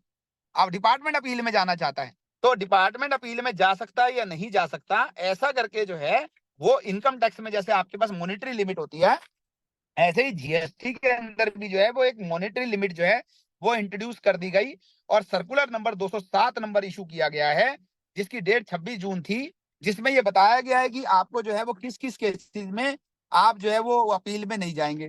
तो मॉनेटरी लिमिट की बात करें तो उन्होंने बोला कि अगर ट्रिब्यूनल जाना है और अमाउंट 20 लाख से कम का है तो आप ट्रिब्यूनल में नहीं जाएंगे। आपको हाई कोर्ट जाना है तो 1 करोड़ की लिमिट है और सुप्रीम कोर्ट जाना है तो 2 करोड़ की लिमिट है। तो डिपार्टमेंट इससे अगर नीचे की वैल्यू है तो वो ट्रिब्यूनल जो है वो डिपार्टमेंट अपील में आपके ऑर्डर के अगेंस्ट में नहीं जाएगा। लेकिन और ये 20 लाख या 1 करोड़ कौन सा देखना है आप लोगों ने, अगर ये डिमांड जो है वो टैक्स इंटरेस्ट पेनल्टी की है तो खाली टैक्स की वैल्यू 20 लाख से कम होनी चाहिए, तब वो है डिपार्टमेंट नहीं जाएगा। मान लिया किसी के 4 शोकॉज नोटिस एक साथ आए और टोटल वैल्यू 70 लाख है, तो क्या वो जा सकता है? आंसर है नहीं जा सकता, क्योंकि हर एक शोकॉज नोटिस को अलग अलग देखना पड़ेगा। अगर टैक्स तो ऑलरेडी पेड है, खाली इंटरेस्ट और पेनल्टी की बात है, तो इंटरेस्ट और पेनल्टी 20 लाख से ज्यादा है तो ही वो जा सकता है, अदरवाइज वो नहीं जाएगा। ठीक है साहब, तो इस तरीके से उन्होंने बताया हुआ है। लेकिन उन्होंने साथ में ये भी बताया है कि जहां पर इंटरप्रिटेशनल इशू है, जहां पर लगता है कि लॉ का इंटरप्रिटेशन की बात है, जहां पर वैल्यूएशन का इशू है, क्लासिफिकेशन का इशू है, रिफंड का इशू है, प्लेस ऑफ सप्लाई का इशू है, और जो अपने आप में एक प्रेसिडेंस बन सकता है, तो वहां पर जो है वो डिपार्टमेंट जो है वो इस 20 लाख की थ्रेशोल्ड को इग्नोर करके फिर उसके बावजूद भी जो है वो अपील में जा सकता है। ऐसा करके उन्होंने हमारे को इस सर्कुलर के अंदर जो है वो लिख के दिया हुआ है। तो इसलिए सभी लोग जो है ये बात देखने के लिए कि डिपार्टमेंट अपील में कब जा सकता है कब नहीं जा सकता, आप सर्कुलर नंबर 207/2024 को जो है वो पढ़ा करें। सर इसके बाद हम लोग जो है वो एक और बात है कि कई बार क्या होता है कि कुछ टैक्स ऐसा है राजेश जी जो DRC 03 में जमा कर दिया, ठीक है साहब, डिपार्टमेंट आया बोले 5 लाख रुपए जमा कराओ। अब डिमांड जो है टोटल बनी 50 लाख की, 50 लाख के बदले में मुझे 10 लाख रुपए प्री डिपोजिट कराना है, ठीक है साहब, और मैंने 5 लाख रुपए डिपार्टमेंट के फोर्स से उस दिन जमा करा दिया था DRC 03 में। अब वो जो DRC 03 में जो 5 लाख जमा कराया, क्या वो प्री डिपोजिट के लिए एडजस्ट हो सकता है या नहीं हो सकता, ये ऐसा कंफ्यूजन जो है वो स्थिति बनी हुई थी। तो अब जो है वो उन्होंने जो है वो इसके लिए भी एक सर्कुलर इशू कर दिया और क्लैरिफाई कर दिया कि DRC 03 में जमा कराया हुआ पैसा भी आप जो है वो ट्रिब्यूनल की या कमिश्नर अपील के प्री डिपोजिट के लिए एडजस्ट कर सकते हैं। तो उसके लिए किसी भी तरह की कोई ऐसी बात नहीं है। एक और बात राजेश जी, आप मुझे बता देना है जब भी मैं वो करता जा रहा हूं, मैं और अमेंडमेंट बताता जा रहा हूं जो इस सर फाइनेंस बिल्स के बियॉन्ड है।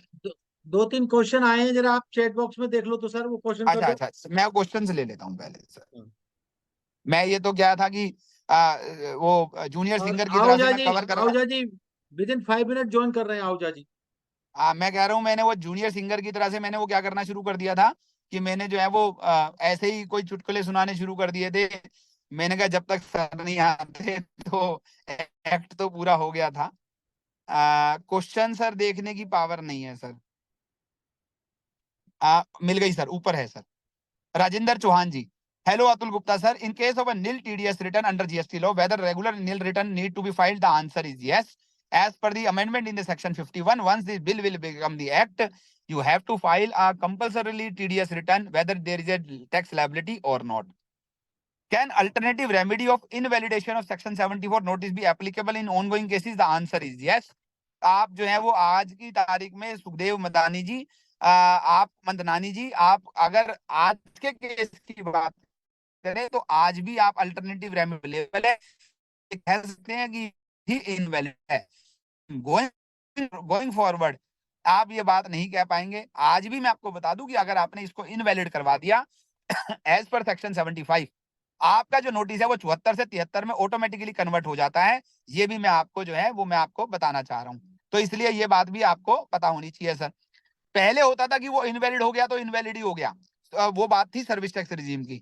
अब उसके बाद अगला क्वेश्चन सुखदेव जी का है, this benefit of interest and penalty waiver is not applicable for section 71 और 74 शो कॉज नोटिस। ऑर्डर की बात छोड़िए, शो कॉज नोटिस भी है। What happened if the order is wrongly adjudicated under section 74 and the appeal is not decided till for converting to section 73? तो आपको पहले convert करवानी पड़ेगी अपील सेक्शन 73 के अंदर उस केस को अपील में जाके, और उसके बाद आप ये बेनिफिट जो है वो ले सकते हैं, जैसा कि मैंने आपको बताया सुखदेव जी। तो ऐसा आपके पास अवेलेबल रहेगा कि अगर आप उसको 73 में कन्वर्ट करा ले। अगला क्वेश्चन संजय मलाया जी का है, sir in case of RCM cases if the self invoices are generated in current financial year for earlier year whether interest is applicable? Section 31 में अमेंडमेंट आने वाला है, उसमें आपको बताया जाएगा रूल्स के माध्यम से कि आपको इसमें इंटरेस्ट पे करना है या नहीं करना। GST काउंसिल की जो प्रेस रिलीज थी उसमें लिखा था इंटरेस्ट पे करना होगा। आपको मैं बता दूं, अब मेरे सामने कॉन्ट्राडिक्टरी सिचुएशन है, इंटरेस्ट में कब पे करता हूं जब मुझसे कुछ गलती हो गई। आप एक तरफ से कह रहे हो ये गलती ही नहीं हुई, 2024 में इनवॉइस रेज करके क्रेडिट ले लो, और दूसरी तरफ बोल रहे हो कि इंटरेस्ट पे कर दो। तो इस वजह से सेक्शन 31 में जो अमेंडमेंट आएगी उसके बाद पता चलेगा संजय जी फाइनली वो क्या कहना चाहते हैं। आप मेरी बात समझ गए होंगे। अतुल चावला जी, इन केस ऑफ विवाद से विश्वास till when the tax can be paid? तो विवाद से विश्वास इनकम टैक्स की हो सकती है अतुल भाई, मेरे यहाँ पे 128A है और उसमें 31/3/2025 तक आप टैक्स को जमा करा सकते हो, ऐसा जैसे मैंने आपको बताया। Shivam Gakkar, benefit of interest and penalty waiver has to be availed through application और इट ऑटोमेटिकली गिवन? जब ये स्कीम बिल एक्ट बन जाएगा तो ये स्कीम नोटिफाई होगी, और उस स्कीम को जब नोटिफाई किया जाएगा तो उससे रिलेटेड जो आपको क्लैरिफिकेशन नोटिफिकेशन आएगी उसमें पता चलेगा कि कोई सेपरेट एप्लीकेशन फाइल करनी है या ऑटोमेटिकली गिवन है। फिलहाल ये स्कीम आज की तारीख में एप्लीकेबल नहीं है। कई लोगों का ऐसा विश्वास है कि आज ही बेनिफिट लेना शुरू कर दें, ये बेनिफिट डिपार्टमेंट अभी ये कह रहा है कि यार स्कीम आने वाली है इसलिए मैं अभी नहीं बनाता हूँ नोटिस, या मैं आपको ये बेनिफिट दे ही दूंगा, एडजुडिकेशन को रोक लो, ऐसा करके चल रहा है, लेकिन अदरवाइज ये स्कीम आज की तारीख में अवेलेबल नहीं है। Gulshan Gulati ji, whether 10% deposit can be readjusted for 128A deposited. तो आपने अगर अपील फाइल करने के लिए पैसा जमा करा दिया है वो आपका एडजस्ट नहीं होगा, ये बात कोई भी पैसा रिफंड नहीं होगा, ऐसा करके ऑलरेडी उन्होंने लिखा हुआ है, तो ये मुझे नहीं लगता कि ये आपका एडजस्टेबल होगा। पवन अग्रवाल जी पूछते हैं, एक individual person given residential property given to be on a run hostel, mister A is not registered in GST, whether GST need to be payable by mister A, the answer is no, क्योंकि वो unregistered व्यक्ति है इसलिए उसके बाद उसको इस तरह का जो है वो अपने आप में, क्योंकि उसकी और कोई एक्टिविटी भी टैक्सेबल नहीं है, तो रजिस्टर्ड होना था, नहीं हुए वो गलत है। अगर रजिस्टर्ड बनता ही नहीं था तो उस केस में आपको रिवर्स चार्ज में जीएसटी जमा कराने की जरूरत नहीं है, ये मैं आपको बता दूं। अतुल चावला जी फिर दोबारा पूछते हैं, yes for 2017 18 18 19 19 20 demand under section 73 will complete interest and penalty waive of, the answer is yes. The only point is कि आपकी स्टेज क्या है, अगर आपकी स्टेज शोकोज नोटिस की है तो यस, अगर आपकी स्टेज अपील की है तो वो कह रहा है कि नहीं, आपको टैक्स प्लस कुछ अमाउंट जमा कराना पड़ेगा, टैक्स का एक परसेंटेज का, वो मैं आपको बाद में बताऊंगा, ऐसा लॉ में लिखा हुआ है, तभी आपको जो है वो कंप्लीट वेवर मिलेगा पेनल्टी का और इंटरेस्ट का। जब आपसे एग्जांपल है 100 + 10% आपको वो जमा कराना होगा तो आपको वो वेवर मिलेगा, लेकिन उससे पहले पहले आपको जो है ये अपील जो आपने अगर आपका केस अपील में है तो अपील आपको विड्रॉ करनी है, जब तक ये एक्ट नोटिफिकेशन ना आ जाए, इस एक्ट की ये जो स्कीम की नोटिफिकेशन ना हो जाए, जिस दिन नोटिफिकेशन होगा उससे पहले पहले आपको अपनी ये अपील जो है वो विड्रॉ करनी होगी। गोविंद जोशी जी पूछते हैं, is compensation paid on the input goods eligible for a refund in case of exporting goods to Nepal and Bhutan? ये मुझे एक बार के लिए चेक करके देखना पड़ेगा, क्योंकि ये आपकी जो गुड्स हैं जो आपने नेपाल और भूटान में करी हैं, क्या ये एक्सपोर्ट ड्यूटी के अंदर आती हैं या नहीं आती हैं। गोविंद जोशी जी, आपके पास मेरा नंबर है, मैं रिक्वेस्ट करूंगा मुझे व्हाट्सएप कर दीजिएगा, this point I have to check and tell you in a right perspective. Thank you very much to all of you. मैंने सर भाई साहब सारे क्वेश्चनों के आंसर दे दिए थे, गोविंद जोशी जी का भी क्वेश्चन का आंसर मैंने अनफॉर्चुनेटली मैं नहीं दे पाया, लेकिन मैं बाद में उनको बता दूंगा, तो बाकी सब कंप्लीट हो गए। सर आप म्यूट पे हैं। सर 5-7 मिनट और कैरी ऑन कर लीजिए सर, जब तक आओ जाए आ रहे हैं, हाँ मेरी हाँ दोबारा हाँ भी हाँ, बात हो गई है, कोई बात नहीं प्लीज। है सर, कोई बात नहीं सर, एक गाना और सुनाता हूँ सर। तो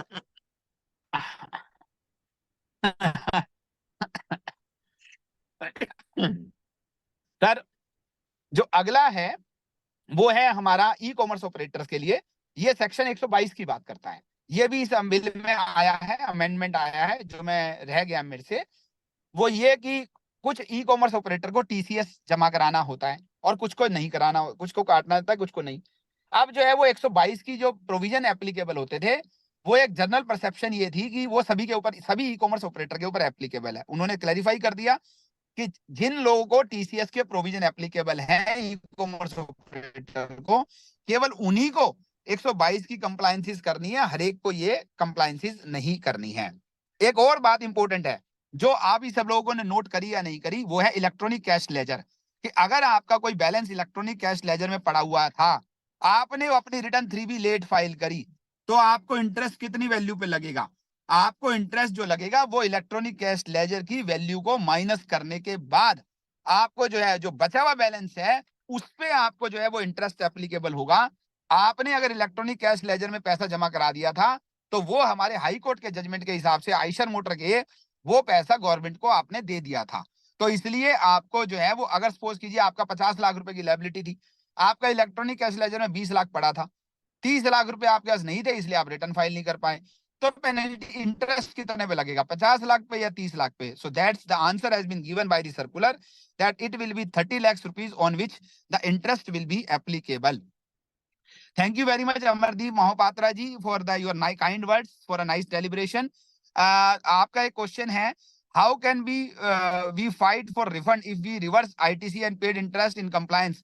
तो अमरदीप जी, मेरा ये मानना है कि ये अपने आप में एक हाई कोर्ट की जुरिस्डिक्शन का इशू बनता है कि जिन लोगों ने ईमानदारी से डिपार्टमेंट के कहने से, डिपार्टमेंट के फोर्स करने से 16/4 का टैक्स जमा करा दिया, इंटरेस्ट जमा करा दिया उनको तो बोला जा रहा है कि रिफंड नहीं मिलेगा, और जिन लोगों ने लिटिगेशन करी उनको आप ये कह रहे हैं कि जी आपको जो है वो ये वेवर मिल जाएगा। एक तरफ आप कह रहे हैं कि 128A उनको नहीं मिलेगा जिनके ऊपर सेक्शन 74 है, यानी कि वो लोगों के ऊपर फ्रॉड का एलिगेशन है। दूसरी तरफ आप ये कह रहे हो कि जी अगर आपने लड़ाई करी तो आपको बेनिफिट मिल जाएगा 16(4) का। तो अगर आप ऐसी एक अपने आप में रचेंगे अपनी अपील जो रिट फाइल करेंगे, तो आपको हो सकता है कि जो है डिपार्टमेंट को इस बात को सोचने पे मजबूर हो जाए कि उन्हें इसका रिफंड देना या उस प्रोविजन को वो अमेंड उस तरीके से कर दे। Pavan ji, thank you very much for your kind words which you have mention on the screen. Sunaina ji पूछती है, if balance was there in credit ledger instead of cash ledger still the interest is payable. मैं आपको ये बता दूं कि ये जो अमेंडमेंट था ये जीएसटी काउंसिल ने एक टाइम पे बोला था कि नोट एप्लीकेबल, इंटरेस्ट फिर नहीं पे करना है, लेकिन जब नोटिफिकेशन आई तो उसमें ये बेनिफिट नहीं दिया गया था। तो सुनैना जी, अगर आपके इलेक्ट्रॉनिक क्रेडिट लेजर में बैलेंस पड़ा हुआ है तो वो आपको जीएसटी काउंसिल के हिसाब से तो इंटरेस्ट का बेनिफिट मिल जाएगा, पर नोटिफिकेशन के हिसाब से आपको इंटरेस्ट का बेनिफिट नहीं मिलता है। So this is a anomaly which is there between the press release vis-a-vis the notification which one has to challenge. अगला जो क्वेश्चन है शिवम घक्कर जी का, order under section 73 issued with interest, GST amount already deposited, interest was wrongly applied, and therefore has not been paid. Last date to file appeal is 31st July. What to do you suggest, sir? Shall we wait for interest waiver scheme to come in action or go ahead with the filing of appeal?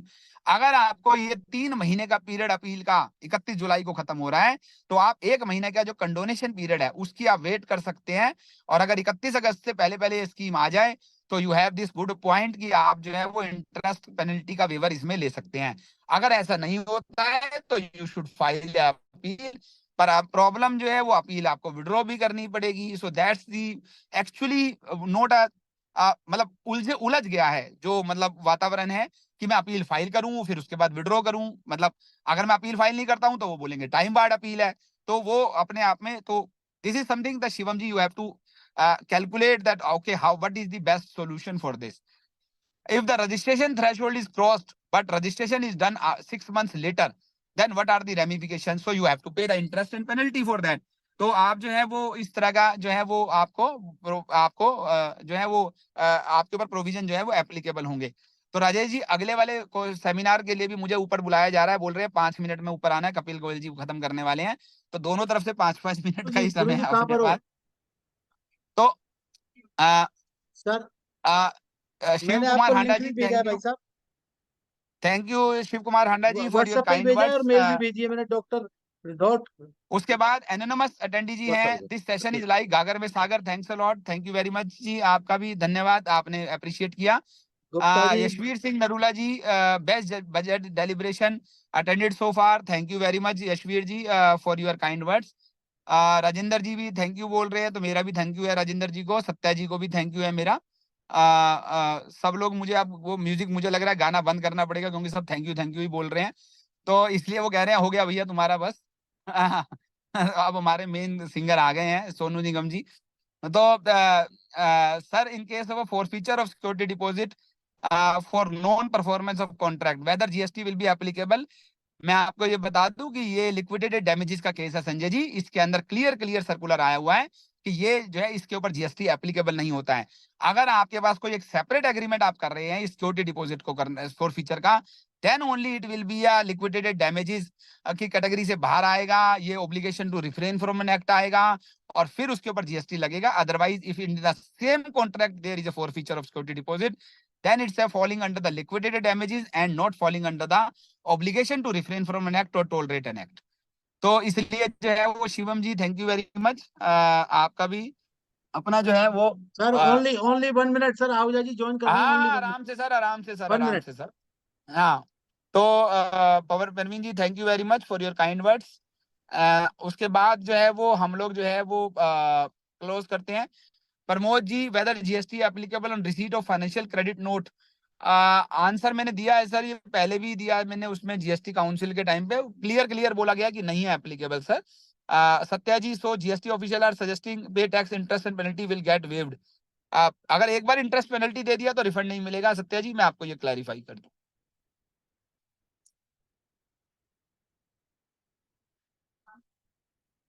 So this was all from my side. Rajesh भैया, कपिल जी ने भी session close कर दिया है अपना। अरुण भाई साहब wait कर रहे हैं ऊपर, मेरे को बुला रहे हैं, कह रहे हैं गाड़ी में नीचे नहीं बैठो, अब आप ऊपर आ जाओ। तो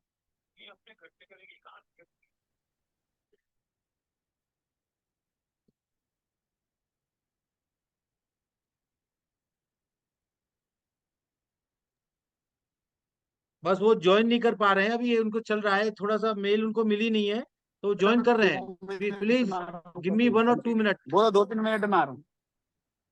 हाँ हाँ, कोई बात नहीं सर, अगर कोई क्वेश्चन है तो मैं आंसर दे देता हूँ इतने सर। सत्या आगे जी का आगे आगे आंसर है, आगे थैंक्स सर, इफ आगे फिर अपील इज चले। Not filed under whether 128 relieve available और नॉट। यस, अपील का अगर आपने अपील नहीं फाइल की है तो भी 128A का बेनिफिट आपको मिलेगा। प्रेम चावला जी।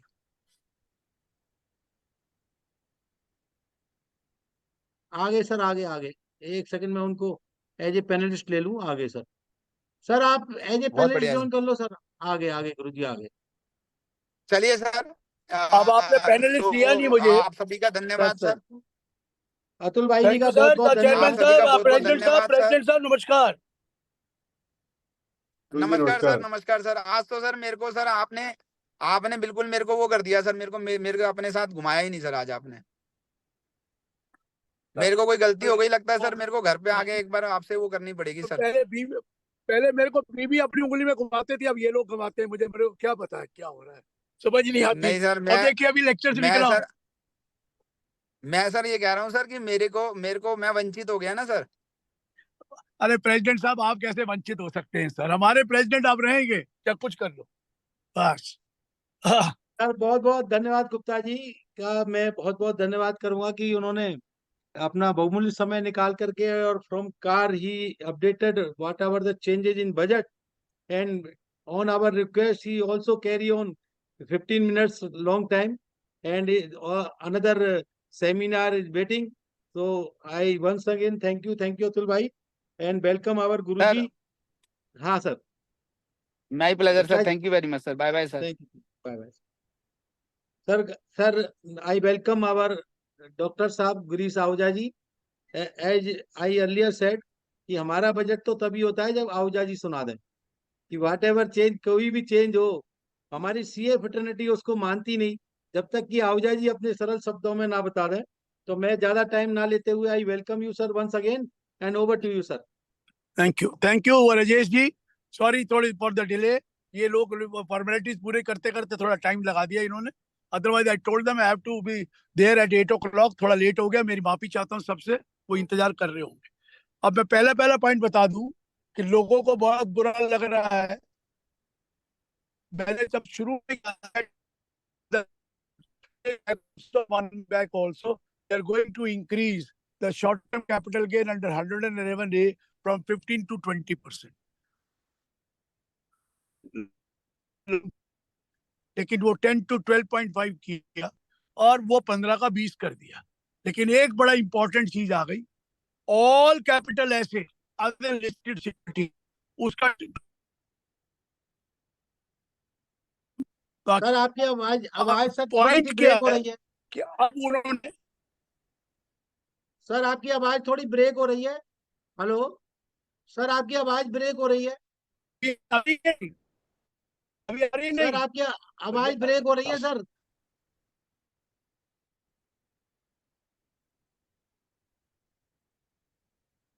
गुरुजी,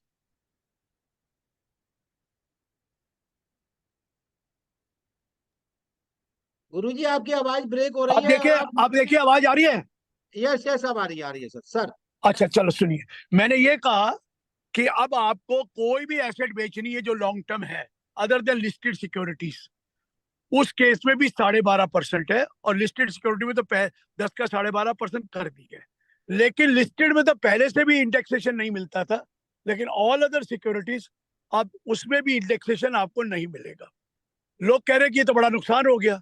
मैं कहता हूँ बिल्कुल नुकसान नहीं हुआ राजेश जी, कईयों को नुकसान होगा, कईयों को बहुत फायदा हो गया इस बात। और वो कैसे हुआ तो सुनिए, मैंने एग्जांपल दिया था सुबह भी। सपोज आप एक हाउस प्रॉपर्टी लैंड है या हाउस प्रॉपर्टी है जो 2001 से पहले की है, आपने 2001 में उसकी मार्केट वैल्यू ली।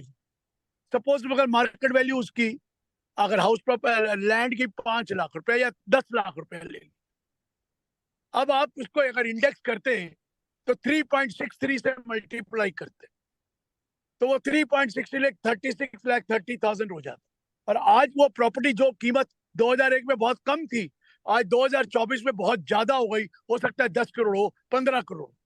तो इस केस में क्या होगा कि आपको कैपिटल गेन 12.5% देना पड़ेगा विदाउट इंडेक्सेशन। नहीं तो इंडेक्सेशन तो 36 लाख हुआ था और बेची आपने 10 करोड़ की, तो आपको 9 करोड़ 54 लाख पे टैक्स देना पड़ रहा था, क्या 20%। अब आप 10 लाख लेस करके 9 करोड़ 90 लाख पे टैक्स देंगे, सिर्फ 12.5%। ये तो सबसे बढ़िया तरीका आ गया, ये मैं आपको बता दूं, फॉर व्हाट यू कॉल, कई जगह पर अपने पास जो कैपिटल गेन है 12.5% सिर्फ लगेगा और आपके पास घर में पैसे आ गए। और 12.5% में अगर आपको पैसा मिल रहा है और इतने भी इनकम कमा रहे हैं, तो इससे अच्छा तो और क्या हो सकता है। लेकिन ये मैं आपको बता दूं, कुछ जगह पे नुकसान होगा, जैसे गोल्ड वगैरह है कि गोल्ड की कीमत पहले कम थी, अब एक बहुत ज्यादा हो गई, और इंडेक्सेशन करने में जो कर लेते थे, और अब उससे कैपिटल गेन कम हुआ, और विदाउट इंडेक्सेशन कैपिटल गेन ज्यादा हो जाएगा। तो वो है। लेकिन मैं बता रहा हूँ, अगर आपको इंडेक्सेशन ना भी करें और गोल्ड बेचकर 12.5% में आपका पैसा वाइट हो रहा है, तो उससे अच्छी चीज क्या है। मैं तो कह रहा हूँ जो सरकार ने किया 12.5% simplification, no no question of any indexation, तो बड़ा इजी कर दिया। और सारी एसेट के लिए 24 मंथ्स करा, is only for listed securities, जो आपका 12.5% है। और वो उसमें वो आपको बता दिया कि ये हो। तो मेरा पॉइंट यही है कि इसको अगर पॉजिटिव वे में लेंगे तो इंडेक्सेशन ना होने के बाद भी you are going to be benefited, because the income will be taxable at 12.5% of all other asset. बाकी का तो 10 लगा रहा ही था शेयर्स। तो इसलिए मैं कह रहा हूँ इसको पॉजिटिव में लीजिए, और इसके लिए आप देखेंगे, अपनी कैलकुलेशन करिए, कईयों को बहुत फायदा होने वाला है।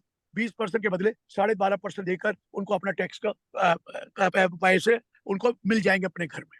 लेकिन ये बात पक्की है कि अगर 54 लेंगे तो अब आपको पैसे ज्यादा जमा कराने पड़ेंगे, ज्यादा यूज करने पड़ेंगे। सपोज आपकी कॉस्ट 2 लाख है, 2 करोड़ है, और इंडेक्स कॉस्ट 3 करोड़ है, और आपने 5 करोड़ का बेचा, तो 2 करोड़ ही इन्वेस्ट करने पड़ते थे 54 में, लेकिन अब 3 करोड़ इन्वेस्ट करने पड़ेंगे। पहले जितना इंडेक्सेशन पोर्शन होता था वो अपने घर ले जाइए, कॉस्ट भी घर ले जाइए, सिर्फ कैपिटल गेन को इन्वेस्ट करना पड़ेगा। अब कैपिटल गेन ज्यादा हो जाएगा तो 54 बेनिफिट लेने के लिए आपको 2 करोड़ के बदले 3 करोड़ जमा कराने पड़ेंगे, ना कि 2 करोड़। ये एक थोड़ा सा डिसएडवांटेज हुआ है। लेकिन 54 एफ वालों को ज्यादा एडवांटेज होगा, क्योंकि उनको तो सारा कंसिडरेशन प्राइस इन्वेस्ट करना पड़ता है। तो कैपिटल गेन अगर ज्यादा भी हुआ तो उतना का पूरा माफ हो जाएगा। तो ये एक आपको बता रहा हूँ, ये जो कैपिटल गेन का आया, ये 23 जुलाई से आया। अब मेरे पास एक आता, सर मैं 22 जुलाई को रजिस्ट्री कराने जा रहा था और वो बारिश हो गई तो मैं वापस आ गया, अब मैं जाऊंगा तो मुझे कितना टैक्स लगेगा। मैंने कहा भैया इंडेक्सेशन के बगैर अब तो तेरे को लगना ही 12.5% है। कहता मैं तो मर गया सर। मैं कहा ये तो डिपेंड करता है मरा कि जिया, ये तो डिपेंड करेगा कि सेशन का बेनिफिट कितना मिल रहा है। तो ये सब चीजें सर हर आदमी के लिए अलग अलग होती है। तो जो पहले मैंने आपको ये बता दिया। दूसरा जो पॉइंट बहुत इंपॉर्टेंट है कि ये न्यू रिजीम को बढ़ावा दे रहे हैं, कोई भी बेनिफिट ओल्ड रिजीम वालों को नहीं दिया। वो तो चाहते हैं लोग बंद कर दें। अभी भी बता रहे थे 2/3 लोग तो अब नई रजीम में ऑलरेडी जा चुके हैं, 2/3। और थोड़े दिनों में अब जो नया ये भी नई रजीम में जाएंगे, जो कल तक अप्लाई नहीं करेंगे 30 तारीख तक ओल्ड रजीम में, ऑटोमेटिकली बाय डिफॉल्ट न्यू रजीम में बेनिफिट न्यू रजीम को दिया जा रहा है। वो जो बेनिफिट दिया टैक्स का, स्लैब रेट का, जो 10,000 फायदा हुआ वो न्यू रजीम को हुआ। जो सैलरी का स्टैंडर्ड डिडक्शन बढ़ाया वो सिर्फ न्यू रजीम वालों के लिए 75 है, ओल्ड रजीम वालों के लिए तो 50 रखा है। जो contribution to national pension scheme है जो 10% थी, वो न्यू रजीम वालों की 14% कर दी, उनके लिए तो 10% ही रखी है। तो आप नोटिस कर रहे हैं कि they are not encouraging new regime, sorry old regime. They want people to shift to new regime, and new regime is much better than the old regime. लेकिन एक बड़ा इंपॉर्टेंट पॉइंट आपको बता दूं कि हमें पता था शायद पार्टनरशिप फर्म या एलएलबी के लिए न्यू रिजीम आएगी, क्योंकि सबके लिए न्यू रिजीम आ चुकी है, इंडिविजुअल के लिए, एचयूएफ के लिए, एओपी के लिए, बीओआईओ के लिए, आर्टिफिशियल यूनिटी पर्सन के लिए, कोऑपरेटिव सोसाइटी के लिए, कंपनियों के लिए। ये न्यू रिजीम सिर्फ इनके लिए नहीं आई है, और इनको ना आने का हमने तो विचार था कि वो न्यू रिजीम लाएंगे और आपका टैक्स 30% से 25% कर देंगे, और 25 से कम भी कर सकते थे, 22 भी कर सकते थे। लेकिन लेट अस सी अब क्या होगा, ये तो अगली बार ही होगा। लेकिन मैंने इनको एक और चीज सलाह दी, और जो वो शायद मान जाए, कि देखिए हमारी दिल्ली में 1 अप्रैल 2001 का स्टैम्प ड्यूटी वैल्यू नहीं है। पहले स्टैम्प ड्यूटी वैल्यू होती है, तो आजकल तो आपको पता है कि fair market value stamp duty value ली जाती है, लेकिन दिल्ली में तो है ही नहीं स्टैम्प ड्यूटी वैल्यू, तो हम क्या लेंगे? रजिस्टर वैल्यूअर के पास जाना पड़ेगा। मैंने कहा जी एक काम करिए, पूरे इंडिया में स्टैम्प ड्यूटी वैल्यू 1/4/2007 तक आ गई थी, तो ये 1/4/2001 को 1/4/2007 कर, उससे करने के लिए कुछ इंडेक्सेशन बेनिफिट भी मिल जाएगा हमें, और दूसरा स्टैम्प ड्यूटी वैल्यू अब होगी तो डिस्प्यूट खत्म हो जाएगी। तो ये पॉइंट बहुत इंपॉर्टेंट है जो मैं आपको बताना चाहता था। अगला point by back of share का है। सर जो बाई बैक ऑफ शेयर हुआ, पहले उसका बेनिफिट लेते थे बाई बैक करके, क्योंकि कंपनी को टैक्स देना पड़ता था 20% plus 12% plus 4%। But now buyback will be treated as dividend.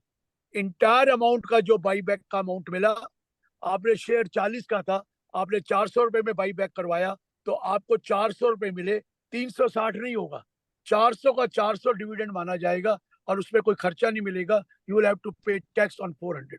आप पूछेंगे राजेश जी वो 40 रुपए का क्या होगा, जो 40 रुपए का शेयर खरीदा था, उसके लिए उन्होंने कह दिया कि इसकी कंसिडरेशन प्राइस 0 मानी जाएगी, तो 0 माइनस 40 ये कैपिटल लॉस हो जाएगा, जो आप सेटअप कर सकते हैं किसी और कैपिटल गेन से, अगर नहीं है तो कैरी फॉरवर्ड करें। तो इसलिए इन्होंने अब पूरा का पूरा अमाउंट जो बाई बैक मिलेगा, पहले तो exempt होता था क्योंकि कंपनी टैक्स देती थी, now it will be fully taxable in the hands of the share holder at the normal rate of tax, और जो 30% जो भी है उस पर टैक्स देना पड़ेगा। तो मैं ये कह दूंगा कि इसकी वजह से अब टीडीएस भी कटेगा 194 में, एक प्रकार से डिविडेंड हो गया, तो कंपनी डिविडेंड काट टीडीएस काट के आपको पेमेंट करेगी। चलो ये हो गया। एक और बड़ा पॉइंट आया कि जो हम प्रॉपर्टी खरीदते थे 50 लाख से ऊपर का, 194 1A में आप 1% टीडीएस डिडक्ट करते हैं, लेकिन हमारे पास एक डाउट होता था कि 2 बायर हैं या 2 सेलर हैं, तो क्या 50-50 दोनों का सेपरेट माना जाएगा कि नहीं माना जाएगा? लॉ ने बड़ा क्लियर कर दिया, अगर बायर 2 हैं तो दोनों का एग्रीगेट अमाउंट क्या है, वो 50 से लाख से ज्यादा है तो टीडीएस 1% काटना पड़ेगा। सेलर 2 हैं और बायर 1 है, प्रॉपर्टी एक ही है लेकिन ज्वाइंट ओनर की है, ए और बी दो को ओनर है एक प्रॉपर्टी के, वो बेच रहे हैं रजेश जी। अब वो प्रॉपर्टी का अलग अलग वैल्यू नहीं गिननी, चाहे वो 50-50 ओनर है, वो पूरी प्रॉपर्टी की वैल्यू 50 लाख से ऊपर है तो रजेश जी आपको टीडीएस काटना पड़ेगा 1%। ये क्लियर कर दिया उन्होंने, क्योंकि ये डाउट होता था कि वो कैसे कटेंगे, लेकिन वो एक एडवांटेज दे दिया। एक और प्रॉब्लम होती थी, जो सैलरी वाला था उसको टीडीएस कोई और अगर से काटा हुआ था, आप इंफॉर्मेशन दे दो उस इनकम की तो टीडीएस का आपको क्रेडिट दे देते थे। लेकिन जो टीसीएस कटता था, जैसे आपने मोटर कार खरीदी, 1% उसके ऊपर टीसीएस कटा, और वो आपको आप एम्प्लॉयर को दे दे कि भैया ये टीसीएस का बेनिफिट दे दो, तो कहता था ना, ये तो आपको रिटर्न भर के ही मिलेगा, मैं तो सिर्फ टीडीएस का दे सकता हूँ, क्योंकि 192 में लिखा है कि और इनकम को इंक्लूड कर लो और उसका जो टीडीएस है वो आपको क्रेडिट मिल जाएगा। लेकिन लॉ ने अब क्लियर कर दिया कि गाड़ी खरीदी और उसका टीसीएस कटा, तो आपको उस टीसीएस की इंफॉर्मेशन दे दीजिए अपने एम्प्लॉयर को, तो वो आपका टीडीएस कम काटेगा। ये एक एडवांटेज 192 में इन्होंने कर दिया है। मुझे सबसे अच्छी चीज जो लगी सर राजेश जी, कि टीडीएस जमा कराने में डिले हो जाती थी 1 दिन 2 दिन 4 दिन 10 दिन, लेकिन ये प्रोसिक्यूशन लॉन्च कर देते 276B में मिनिमम कैद 3 साल, मैक्सिमम इम्प्रिजनमेंट 7 ईयर्स, और नहीं तो कंपाउंडिंग करानी पड़ती थी आपको। अब इन्होंने कह दिया है कि अगर आपने टीडीएस काट के जमा नहीं कराया, लेट करा रहे हैं, तो कम से कम हर क्वार्टर के जो ड्यू डेट है ना 30 डे लास्ट मंथ, उस डेट तक अगर जमा करा देंगे तो हम आपको प्रोसिक्यूशन नहीं करेंगे। तो एक एडवांटेज मिल गया कि अगर बाई चांस डिले हो गया है किसी भी कारण से, now you have to deposit within 30 days और 1 month जो भी है from the end of the quarter, the first quarter, second quarter 1 month, third quarter 1 month and fourth quarter 2 months. तो उस डेट तक जमा करा देंगे तो आपको उसके ऊपर प्रोसिक्यूशन का लॉन्च नहीं होगा. This is also a very good thing which has come. So ये भी आपको बता दिया कि ये भी इसका फायदा हुआ है. और आगे मैं जो बढ़ रहा हूँ वो ये था कि जो हम गिफ्ट देते थे या बिल पे देते थे या इरिवोकेबल ट्रस्ट को देते थे, वो ट्रांसफर नहीं मानी जाती थी 47 में. लेकिन कुछ जजमेंट आ गई कि कंपनी दूसरी कंपनी को गिफ्ट दे सकती, एक ट्रस्ट दूसरे को दे सकता है. तो इन्होंने अब क्या दिया, ये लगेगा सेक्शन ओनली इंडिविजुअल रेचुएट who can make a gift और they can make a will और ट्रांसफर अंडर इरिवोकेबल ट्रस्ट, तो ये ट्रांसफर नहीं माना जाएगा. अदरवाइज अगर कंपनी दूसरी कंपनी को देगी तो ये ट्रांसफर माना ही जाएगा, ये ट्रांसफर माना ही जाएगा. तो ये भी आपको बता दूं, उसको कैपिटल गेन रेंट उसको लगेगा उसके. तो ये पॉइंट आ गया आपके पास, ये चीज हो गई. अब मैं जा रहा हूं आपके पास एक वो जो 56(2)(7)(b होता था. 56(2)(7)(b में होता था कि अगर आप शेयर इशू करेंगे तो वो प्रीमियम पे करना चाहते हैं तो आपको फेयर मार्केट वैल्यू से ऊपर नहीं ले सकते. अगर आपका शेयर की कीमत 10 लाख है और मार्केट वैल्यू 40 लाख है, सॉरी 40 रुपए है और 10 रुपए की है, तो आप 40 पे इशू कर सकते हैं. 40 से ज्यादा इशू करेंगे तो बाकी टैक्स लग जाता था कंपनी के हाथ में. लेकिन कुछ शोर मचा स्टार्टअप वगैरह के लिए, तो अब इन्होंने वो 56(2)(7)(b हटा ही दिया है. अब तो ये वही वाला बन गया, 10 का शेयर 990 रुपए प्रीमियम भी ले लो तो कोई कुछ नहीं होगा. लेकिन राजेश जी एक ध्यान रखने वाला, 68 सेक्शन में लिखा है कि अगर कोई शेयर कैपिटल आएगा या शेयर प्रीमियम आएगा या शेयर एप्लीकेशन मनी आएगी तो उस केस में आपको सोर्स नहीं बताना किसने दिया, सोर्स का सोर्स भी बताना है. तो दोनों का सोर्स बताना है, तभी आपको 68 नहीं लगेगा, नहीं तो वो 68 लग जाएगा. ये भी क्लियर हो गया जो मैंने आपको बताया. देखिए सर्च के केसेस में आजकल टैक्स लगता था 108% या 138%, क्योंकि 78% टैक्स होता था, 30% पेनल्टी अगर आप डिक्लेयर कर देते थे रिटर्न में, नहीं करते थे तो 60% पेनल्टी, 138%.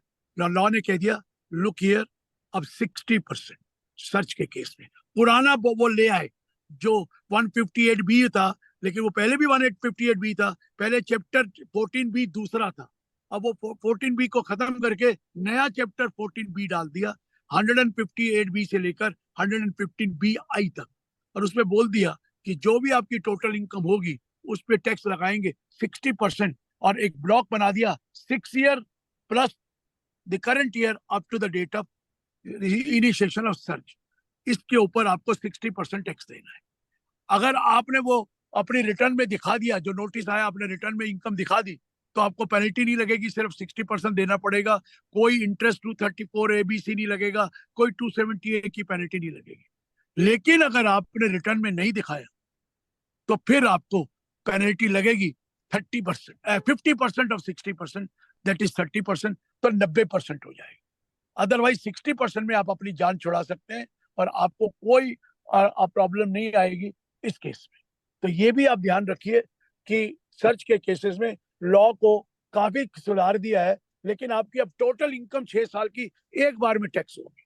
पहले क्या होता था, हर साल का जो 148 आता था हर साल का अलग लगा था.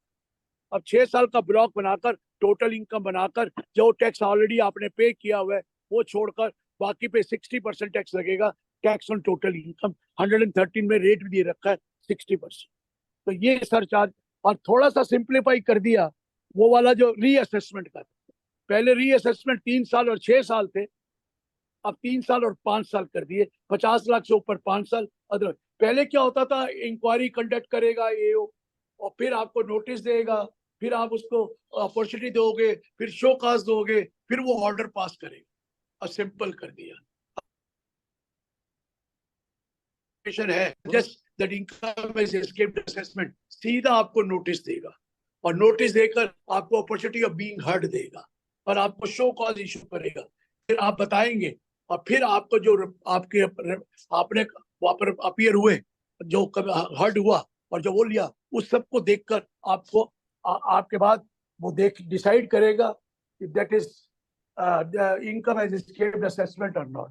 अगर एस्केप होगी तो you have to pay tax at the rate of 60%। ये भी क्लियर हुआ सर। ये सर्च के केसेस का और वो रीअसेसमेंट के केसेस का आपको मैंने बता दिया।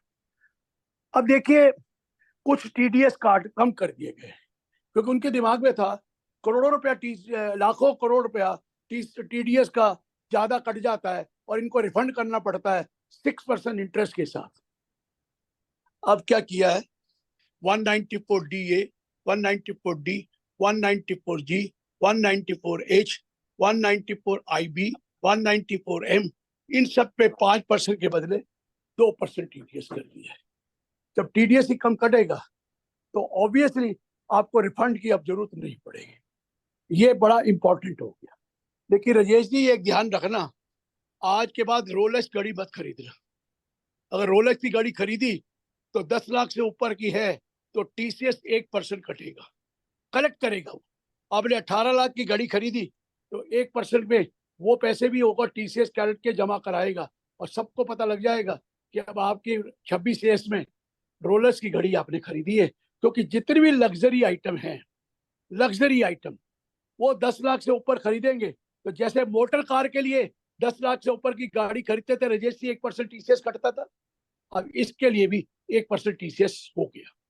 अब क्या होता है, जो क्वार्टरली स्टेटमेंट में आप रिटर्न भरते थे, करेक्टेड स्टेटमेंट, करेक्शन स्टेटमेंट भर देते थे टीडीएस की और टीसीएस, तो वो करेक्शन स्टेटमेंट का कोई टाइम लिमिट नहीं थी। अब आप करेक्शन स्टेटमेंट 6 महीने के अंदर अंदर 6 साल का भर सकते हैं, उसके बाद करेक्ट नहीं कर। कई 15 साल की क्वार्टरली स्टेटमेंट अमेंड कर देते थे, टाइम पीरियड नहीं था। अब उन्होंने क्वार्टरली स्टेटमेंट आप जो है 6 साल के बाद अमेंड नहीं कर सकते, 6 साल का टाइम दे दिया है, उसको भी करेक्ट कर दिया। पहले रजीत जी क्या होता था, आपने टीडीएस काटा और जमा नहीं कराया तो इंटरेस्ट पड़ता था 1.5%, लेकिन टीसीएस कलेक्ट करके आप जमा नहीं कराते थे तो रेट पड़ता था 1%। वो कहा ये तो गलत है, तो एक को भी 1.5 कर दिया और इधर भी वो कर दिया।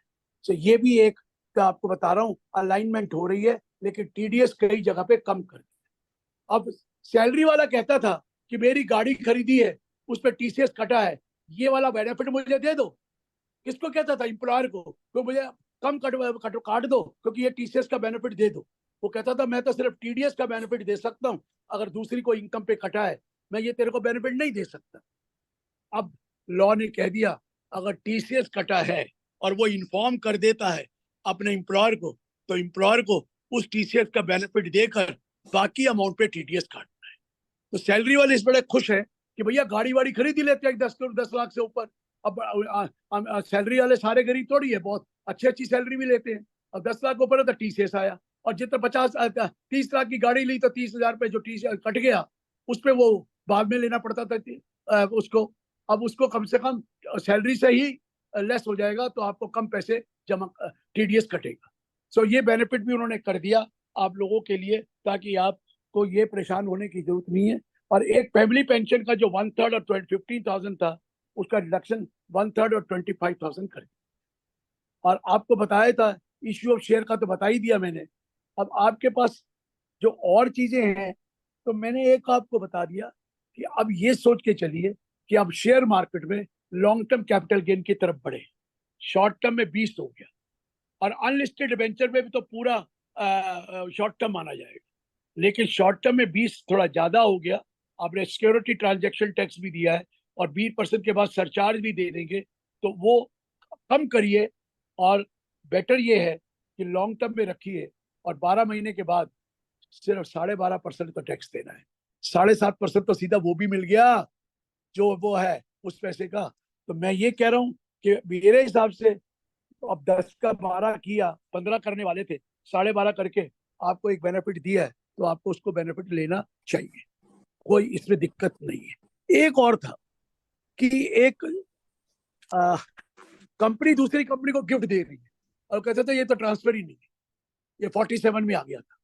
लेकिन अब कह दिया सिर्फ इंडिविजुअल रेशियो गिफ्ट कर सकते हैं या विल कर सकते हैं या ट्रांसफर रिवोबल को करेंगे, बाकी कोई करेगा तो वो ट्रांसफर माना जाएगा, क्योंकि कंपनी दूसरी कंपनी को गिफ्ट अब नहीं कर सकेगी। ये उन्होंने क्लियर कर दिया, नहीं तो वो ट्रांसफर माना जाएगा। ये भी मैं आपको क्लियर कर दूं, जो इसमें चेंज आई। आगे वाली चेंज जो है वो, अब राजेश जी बड़ा घूमने जाएंगे, चलो भाई क्रूज करते हैं, क्रूज शिप में क्रूज होता है, अब्रॉड जाते हैं, क्रूज के लिए जाते हैं। अब वो कहते हैं इंडिया में ही क्रूज कर लो ना, तो वो foreign non resident foreign companies को कहा आप यहाँ क्रूज चलाइए अपने शिप से, और आपके को हम प्रेजेंटिव इनकम का टैक्स लगाएंगे 20%, और जो दूसरी कंपनी को आपने लीज रेंटल दिया वो उसके हाथ में माफ होगा, वो उसके हाथ में माफ होगा। क्यों माफ होगा? क्योंकि रेंट आपने जो खर्चा क्लेम ही नहीं किया तो उसके हाथ में आया तो एग्जेम्प्ट हो गया, क्योंकि आपने सीधा 20% दे दिया है। और वो कंपनी दोनों का होल्डिंग कंपनी सेम है, इसलिए उन्होंने ये बेनिफिट दे दिया और 44 बीबीसी डाल दिया, जो इस बेनिफिट के लिए आया। बड़ी कोशिश करी थी हमारी निर्मला मैडम ने, कहा था कि हम 43 BH 1 साल के लिए MSME वाला एक्सटेंड कर देंगे, नहीं किया सर, वो एक्सटेंड नहीं हुआ। अब वो तो वही वाला ही रहेगा जो 43 BH में MSME का था, यू हैव टू उतने टाइम। तो ये भी गड़बड़ हो गई है जो मैं आपको बता दूं। एक मिनट,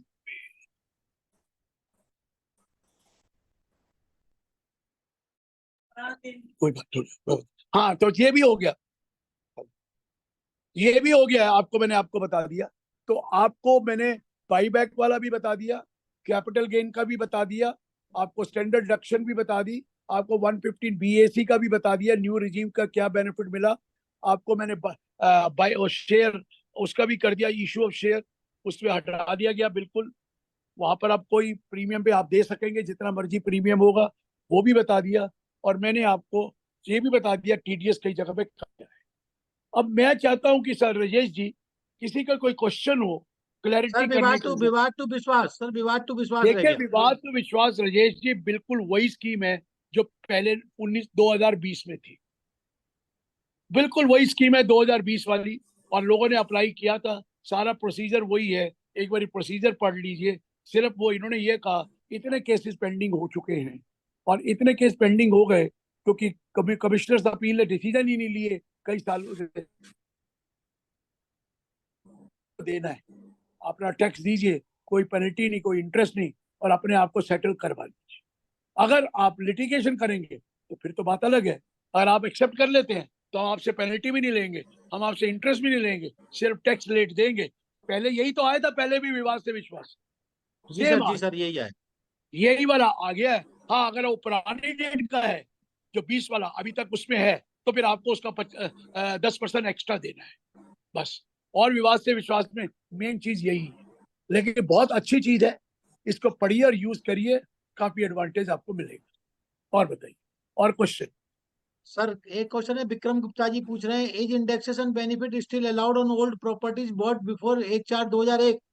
सर 1/4/2000 के एक के ऊपर ये टाइम्स ऑफ इंडिया पढ़ लिया इन्होंने गलती से, उसकी लैंग्वेज। वो 1/4/2001 वाला इंडेक्सेशन मतलब हो चुका है, 2001 के बाद इंडेक्सेशन नहीं होगा, क्योंकि पुरानी प्रॉपर्टी है तो नई वैल्यू दे दी तो वो कहते हैं ग्रैंडफादरिंग हो गई, 2001 वाला अलाउड है, 2001 के बाद कोई इंडेक्सेशन नहीं हो। जी ना, जी ना, वो 2001 से पहले वाली है, तो 2001 की वैल्यूएशन ले लीजिए, तो वो कहते हैं ऑलरेडी इंडेक्स हो गया, नहीं, वो 2001 तक का, बाद का नहीं। जी नहीं। Sir next question Satyaji, trust which are not able to carry on activities as per trust deed, trust can transfer assets to similar trust, will it be consider as transfer now? देखिए, दो चीजें हैं, एक तो होता है डोनेशन देना दूसरे ट्रस्ट, वो तो तभी तो कर सकते हैं जब आप डिसॉल्व करेंगे अपने आप, अपना ट्रस्ट बंद करके सारी एसेट दूसरे ट्रस्ट और सिमिलर नेचर को दे सकते हैं, वो 115 TD नहीं लगेगा। दूसरा, ट्रस्ट रजिस्टर्ड होना चाहिए। एक होता है मर्जर, जैसे अमलगमेशन है कंपनियों में, ट्रस्ट में भी मर्जर अलाउड है, लेकिन प्रोसीजर बताया नहीं था मर्जर का, कंडीशन रखी नहीं थी कि कैसे, जैसे अमलगमेशन में कंडीशन है ना, तो यहाँ पर भी होनी थी। तो अब एक उन्होंने 12AC सेक्शन डाल दिया और उसमें कह दिया कि देखिए आप मर्ज कर सकते हैं, और ये कंडीशन जो हम बताएंगे उसको सेटिस्फाई कीजिए, और जो मर्ज होगा वो रजिस्टर्ड टू रजिस्टर्ड हो। अब रजिस्टर्ड से रजिस्टर्ड कर लीजिए, हम आपको मर्जर अलाउ कर देंगे, लेकिन अनरजिस्टर्ड है तो वो रजिस्टर्ड को डोनेट करता है तो वो डिसॉल्व करके दे दे, वो कोई दिक्कत नहीं, लेकिन अगर रजिस्टर्ड टू रजिस्टर्ड ही हो। Sir any amendment related to society और ट्रस्ट, रितु भाटिया जी आस्किंग। कोई नहीं अमेंडमेंट, सिर्फ ट्रस्ट का जो चैरिटेबल ट्रस्ट था वो 1023C 1 अक्टूबर 2024 के बाद वहां पर रिन्यूअल नहीं मिलेगी, वहां पर अप्रूवल नहीं मिलेगी, तो ऑटोमेटिकली आप 11, 12, 13 में चले जाएंगे और वहां नहीं रहेंगे। 1023C में 5 करोड़ से नीचे वाले रहेंगे या यूनिवर्सिटी कॉलेज जो सब्सटेंशियली फाइनेंस्ड है। जो 5 करोड़ से ऊपर हैं वो अभी तक तो उनके पास अप्रूवल है, तो जिस दिन अप्रूवल खत्म हो जाएगी, क्योंकि 5 साल के लिए अप्रूवल है, तो उसके बाद उनको 1023C की अप्रूवल नहीं मिलेगी, वो सीधा 11, 12, 13 में चले जाएंगे। उनके लिए एक advantage. Next question, Umesh ji asking, sir, applicability date 23rd July 2024 is possible? Sir वो ये ग्रैंड फादरिंग करी है। अरे 22 तारीख से पहले देखिए, ये पहली बार ये बजट आया है 5 साल के बाद 23 जुलाई। आप कहेंगे कि आप 1 अप्रैल से मुझे टैक्स कैसे चेंज कर सकते हैं? आपने जो लॉन्ग टर्म कैपिटल गेन कमाया 23 जुलाई से पहले, उसमें 10 लगना था, अब 12.5 कर दिया है, तो आप कहेंगे जी आप 10 कैसे लगाएंगे? पूरे साल का तो 25-26 का तो आप कहेंगे 12.5 होगा। तो उन्होंने एक प्रकार से कह दिया कि 22 जुलाई तक जो बेचा है उस पे उसके ऊपर वही टैक्स लगेगा जो उसका था। 10 था तो 10 था, 20 था, आफ्टर इंडेक्सेशन तो 20 ही रहेगा। लेकिन 22 जुलाई के बाद जो बेचोगे, एक तो इंडेक्सेशन नहीं मिलेगा और एक आपको टैक्स 12.5% लगेगा, चाहे वो शेयर्स हो और चाहे कोई भी और लॉन्ग टर्म कैपिटल एसेट हो। इसलिए उसको डेट डालनी पड़ गई, क्योंकि बजट 23 को आया है और जो 23 से पहले कमा चुके हो उस केस में तो वो क्या करे, आपको को पुराने नए रेट से टैक्स कैसे लगा दे? इसलिए उन्होंने पुराना रेट ही रखा और अभी नया डाल। अरे एक आदमी जी मेरे पास आया कि मैं 22 जुलाई को रजिस्ट्री कराने जा रहा था, सर क्या हुआ, बारिश बहुत हो गई, तो मैंने कहा चलो 24 तारीख को चला जाओ। कहता आज जाता हूं तो मेरा टैक्स बढ़ गया, क्योंकि वो इंडेक्सेशन करने के बाद 20% कम था, आज विदाउट इंडेक्सेशन करता हूं तो मेरा 10, 12.5 ज्यादा हो रहा है, तो मैं तो मर गया। मैं कहा भैया ये तेरी किस्मत में नहीं था, अगर तू शेयर जैसे राजेश जी आप बेच देते तो अगर 23 तारीख से पहले तो 10% लगता, अब 23 के बाद बेच रहे हैं तो 12.5 लगेगा। कोई कट ऑफ डेट तो बतानी थी, लेकिन आपको एडवांटेज दे दिया, जब तक बजट नहीं आया उतने दिन का जो है वो ओल्ड रेट आपको कंटिन्यू कर दिए गए। ये फर्क पड़ा है जो आपको 23 जुलाई डाली है, इसलिए। So Naina ji is asking, sir, how will partnership firm deduct TDS on partner salary and interest? How will they do? 194T में कह दिया 10% कटेगा, और नॉर्मली लोग कहते हैं salary and of the year करूंगा। यार salary and of the year नहीं होती है, सैलरी तो हर महीने होती है। कई कहते हैं एंड ऑफ द ईयर डाल देंगे, विड्रॉ करते रहेंगे हर 2 महीने। अरे हर महीने विड्रॉ करेंगे, कैपिटल विड्रॉ करेंगे तो कोई दिक्कत नहीं है, लेकिन अगर सैलरी के ब्याह पे विड्रॉ करेंगे तो टीडीएस कटता है at the time of credit और payment whichever is earlier, और इंटरेस्ट तो आप पूरे साल का एंड में देते हैं तो दे दीजिए, टीडीएस तो काटना पड़ेगा सर 10% किसको? Firm on the amount of the interest as well as the salary. ये तब लॉ बन गया। और लेकिन क्योंकि एम्प्लॉयर एम्प्लॉय रिलेशनशिप नहीं है, इसलिए 192 में ना जाकर 194T में दिया, नया सेक्शन डाल। ये Sir, Sumesh ji asking, there is any reduction in non-disclosure of foreign assets? Is there any cap of 20 lakhs? Sir पहले 5 लाख की कैप थी, अब इन्होंने पहले होता था बैंक अकाउंट को रह गया, बैंक अकाउंट तो एक और बोर बैंक अकाउंट रह गए, तो 5 लाख तक अगर उस पे पैसे हैं तो कह रहे थे कोई बात नहीं, हमने इसके ऊपर वो 10 लाख की पेनल्टी नहीं लगाएंगे। अब इन्होंने कहा any asset except immovable property, any asset other than immovable property अगर है तो 20 लाख तक हम आपको पेनल्टी नहीं लगाएंगे। अगर आपने वो डिस्क्लोजर रहना रह गया है तो 20, लेकिन उसमें इमूवेबल प्रॉपर्टी का तो बताना पड़ेगा। अदर देन इमूवेबल प्रॉपर्टी है तो 5 को बढ़ाकर 20 कर दिया है। पहले 5 सिर्फ बैंक अकाउंट का था, अब सारी एसेट का कर दिया अदर देन इमूवेबल प्रॉपर्टी, ये किया। Sir, in case of liquidation of private company, what shall be the tax rate if it is a long term? Sir liquidation में तो आपको पता है सेक्शन 222 से वो जो डी लगता सी लगता है, तो लिक्विडेशन में जितना एक्यूमुलेटेड प्रॉफिट है उतना तो डिविडेंड टैक्स लग जाता है, एक्यूमुलेटेड प्रॉफिट, और जो उससे ऊपर देते हैं वो कैपिटल गेन। जितना भी एक्यूमुलेटेड प्रॉफिट है उसमें ऑलरेडी लिक्विडेशन के केस में आपको पता है कि डिविडेंड माना जाता है। ये जी नरसिम्हन की जजमेंट है कि जितना अमाउंट दिया, कैपिटल रिडक्शन में भी ऐसा ही होता है और लिक्विडेशन में भी ऐसा होता है। अगर पैसे ज्यादा मिले क्योंकि प्रॉफिट भी था अगर ज्यादा मिले तो जितने प्रॉफिट मिला to the extent of the accumulated profit उतना तो वो डिविडेंड मान लेंगे, उससे ज्यादा है तो कैपिटल गेन। सर 194T कब से एप्लीकेबल है ये? पार्टनर सर सैलरी का 194T TDS 1 अक्टूबर से एप्लीकेबल। 1 अक्टूबर 2024। 2024। जी सर। गोविंद जोशी जी पूछ रहे हैं, please repeat the changes in LTCG 12 12.5% all kind of long term assets. All kind of long term capital asset पर 12.5% है, चाहे वो शेयर्स हैं, चाहे यूनिट्स हैं, चाहे हाउस प्रॉपर्टी है, चाहे वो लैंड है, चाहे वो गोल्ड है, सब पे 12.5%, but without indexation. Listed security में तो पहले ही विदाउट इंडेक्सेशन था 10%, उस पर भी 12.5 कर दिया, और प्रॉपर्टी पे 12.5 कर दिया, लेकिन इंडेक्सेशन 2001 का बाद में नहीं देंगे। 2001 की वैल्यू ले सकते हैं अगर 2001 से पहले खरीदा है, 2001 के बाद खरीदा है तो वैसे भी कोई इंडेक्सेशन वो एक की वैल्यू लेनी नहीं है, आपको एक्चुअल कॉस्ट पता है, लेकिन इंडेक्सेशन बंद हो गया और 12.5% टैक्स। सर ये 194T is applicable to LLP also? Same thing है, LLP और उसमें तो पार्टनरशिप में कोई फर्क ही नहीं होता, तो सेम है। Okay. Now, if the property is sold before 23 July 2024, then a long-term capital gain 12.5% or 20%? 20%? 20% after indexation. जी। धर्मपाल सिंगला जी बेची का मतलब रजिस्ट्री होना है, एग्रीमेंट टू सेल कर दिया, अगर वो एग्रीमेंट टू सेल रजिस्टर्ड नहीं है तो वो बेचा नहीं माना जाएगा। एग्रीमेंट टू सेल रजिस्टर्ड है और पोजेशन दे दी है तो मान सकते हैं हम ट्रांसफर हो गई, रजिस्ट्री नहीं कराई, अदरवाइज बगैर रजिस्ट्री के नहीं माना जाएगा। एग्रीमेंट टू सेल किया तो रजिस्टर्ड होना जरूरी है और पोजेशन देना जरूरी है before 23 July. Sir Dharampal ji पूछ रहे हैं कि 40B के प्रोविजंस और clarify the provision 3 lakh to 6 lakh. कुछ नहीं था सर, पहले जो 40B में आप सैलरी दे सकते थे, अब पहला 3 लाख तक 90%, दैट मीन 270 और 150 विच एवर इज मोर, क्योंकि लॉस भी हो सकता था तब भी आप सैलरी दे सकते थे 1.5 लाख तक, 90% ऑफ द बुक प्रॉफिट और 1 लाख अप टू 3 लाख।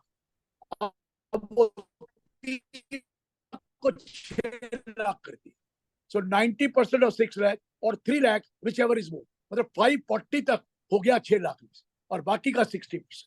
पहले ओनली 270 था, अब 540 तक पहले 6 लाख में हो गया है, ठीक है ना। पहले 3 लाख में 270 था, बाकी के ऊपर 60% था। सर शुभम बंसल जी पूछ रहे हैं, sir has they change base year of 2001 to 2017 for all the assets और जस्ट अनलिस्टेड इक्विटी शेयर?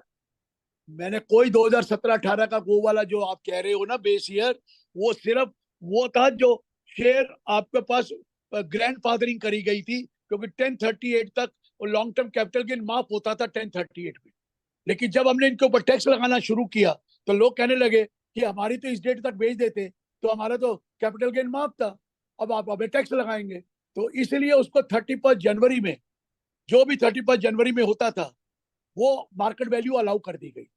लेकिन कईयों ने क्या किया, जो अनलिस्टेड कंपनी के आईपीओ होते थे उससे पहले प्री आईपीओ में शेयर इशू करते, वो ये शेयर इशू 2018 से पहले करे, और वो कह रहे कि क्योंकि लिस्ट हो गया बाद में तो 31 जनवरी 18 को हमें इसका वो मिल जाएगा फेयर मार्केट वैल्यू, मना कर दी, वो नहीं हो, रेट्रोस्पेक्टिव डेट से कह दिया उनके लिए ये नहीं हो। सर छोटे छोटे क्वेश्चन अभी काफी हैं, आप कहें तो सर लें या जैसे आप आदेश करें सर। आपके ऊपर है सर, मैंने तो आपका कहना मानना पड़ेगा, हालांकि मैंने कहा था कि मैं सवेरे से बहुत थक गया, लेकिन सवाल है मोस्ट वेलकम, कोई पॉइंट पूछना है 5 मिनट लेंगे बस, जो भी ले लो, जितने हो ले जाएंगे लो, 5 मिनट। ले लो सर रचित चौहान जी पूछ रहे हैं, sir if somebody paid tax in the period 2017-18 and penalty in appeal currently till now, whether penalty can be waived off or tax paid previously in provisionally period 2017-18? ये किसके बारे में बात कर रहे हैं, वही वाला 31 जनवरी 18 का? जी मुझे लगता है वही है सर। हाँ अगर वो सवाल है तो आपको बता दिया, आपका पुराना केस खोल सकेंगे अगर उसका पीरियड होगा 3 साल का, या जो नया रूल आया 5 साल का।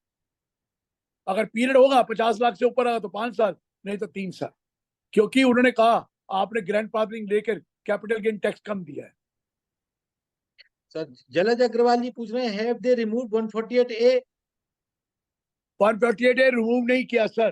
पहले क्या होता था, रीअसेसमेंट के लिए कंडक्ट इंक्वायरी करनी पड़ती थी ईओ को, फिर उसके बाद वो नोटिस देता था, फिर आपको अपॉर्चुनिटी देता था, फिर आप शो कॉज नोटिस देता था, फिर आप उसका जवाब देते थे, फिर उसके बाद वो देखता था कि अगर वो कहता था कि नहीं है, इनकम एस्केपिंग है, तो ऑर्डर पास करता। अब उसने कह दिया नहीं, कोई इंक्वायरी नहीं करनी। अगर उसके पास इंफॉर्मेशन है एओ के पास, we suggest income as escaped assessment, वो रिस्क मैनेजमेंट स्ट्रेटेजी से आ जाएगा। वो इंफॉर्मेशन आई, वो आपको नोटिस देगा कि ये आपकी इनकम एस्केप है, ये बताएगा कौन सी। आप आइए, अपॉर्चुनिटी ऑफ बीइंग हर्ड चाहिए तो देगा, शो काज भी देगा। आप शो काज का जवाब दीजिए, और आप जवाब ठीक नहीं हुआ या वो कहता है कि इनकम एस्केप है, तो 3 महीने के अंदर अंदर ये सारा प्रोसेस कंप्लीट करके आपको ऑर्डर कर देगा कि 148 का नोटिस दिया जाए। अगर वो देखेगा कि इनकम एस्केप नहीं है, वो सेटिस्फाई हो जाता है, तो वो ये ड्रॉप कर देगा 148। ये चीज है sir. House property points are not able to treat as business. तो ऐसा है कि जितने बिल्डर होते थे वो रेजिडेंशियल प्रॉपर्टी किराए पे देते थे, और उसको इनकम फ्रॉम हाउस प्रॉपर्टी नहीं दिखाते थे, बिजनेस एंड प्रोफेशनल दिखाते थे। क्योंकि बिजनेस प्रोफेशन में पूरे खर्चे अलाउड है, डेप्रिसिएशन भी अलाउड है, 30 to 37 में सारे खर्चे अलाउड है, और इनकम कम हो जाती है। उन्होंने कहा देखो भाई, मैं क्लैरिफाई कर रहे हैं, क्लैरिफिकेशन है expression 3, it is clarified that if there is a residential house or a part of the residential house which is given on rent, on which is let out, income from that house property will be taxable under the house property and not under the business and profession. अब आप इसको business income मान ही नहीं सकते जो late residential house property आप late करेंगे, even if your business is letting out of house. Next question, 194T applicable on LLP also, ये तो applicable बता ही दिया सबने। बिल्कुल है। Next question, Anil Kumar Agarwal ji, whether indexation is applicable in case sale agreement is done before 23 July 2024 in case of sale of property and registry is done. ये भी आपने कवर कर मैंने ही लिया। आपको बता दिया, अगर तो एग्रीमेंट टू सेल रजिस्टर्ड था और आपको पोजेशन मिल चुका है बिफोर 23 जुलाई, तो वो आपका सेल मानी जाएगी। अगर आपका एग्रीमेंट टू सेल रजिस्टर्ड नहीं है तो भी नहीं मानी जाएगी।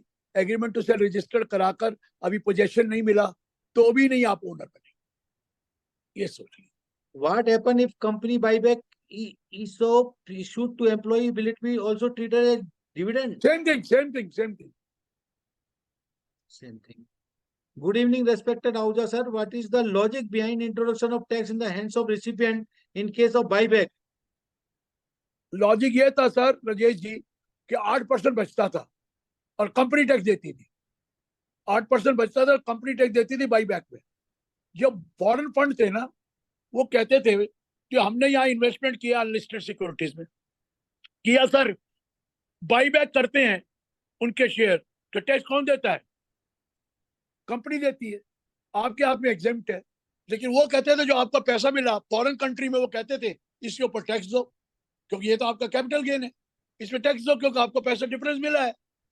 हमारे यहाँ तो ये मैं माफ था क्योंकि कंपनी ने टैक्स दे दिया। उस जो कंपनी ने टैक्स दिया उसका क्रेडिट नहीं मिलता था वहां। अब क्या होगा, फॉरेन कंपनी का जो शेयर बाईबैक होंगे उस पर टैक्स कौन देगा? फॉरेन कंपनी देगी। और जब फॉरेन कंपनी देगी डिविडेंड, एक तो ट्रीटी लग जाएगी, और दूसरा जो टैक्स यहाँ पे दिया उसका क्रेडिट उसको वहां पर मिल जाना है।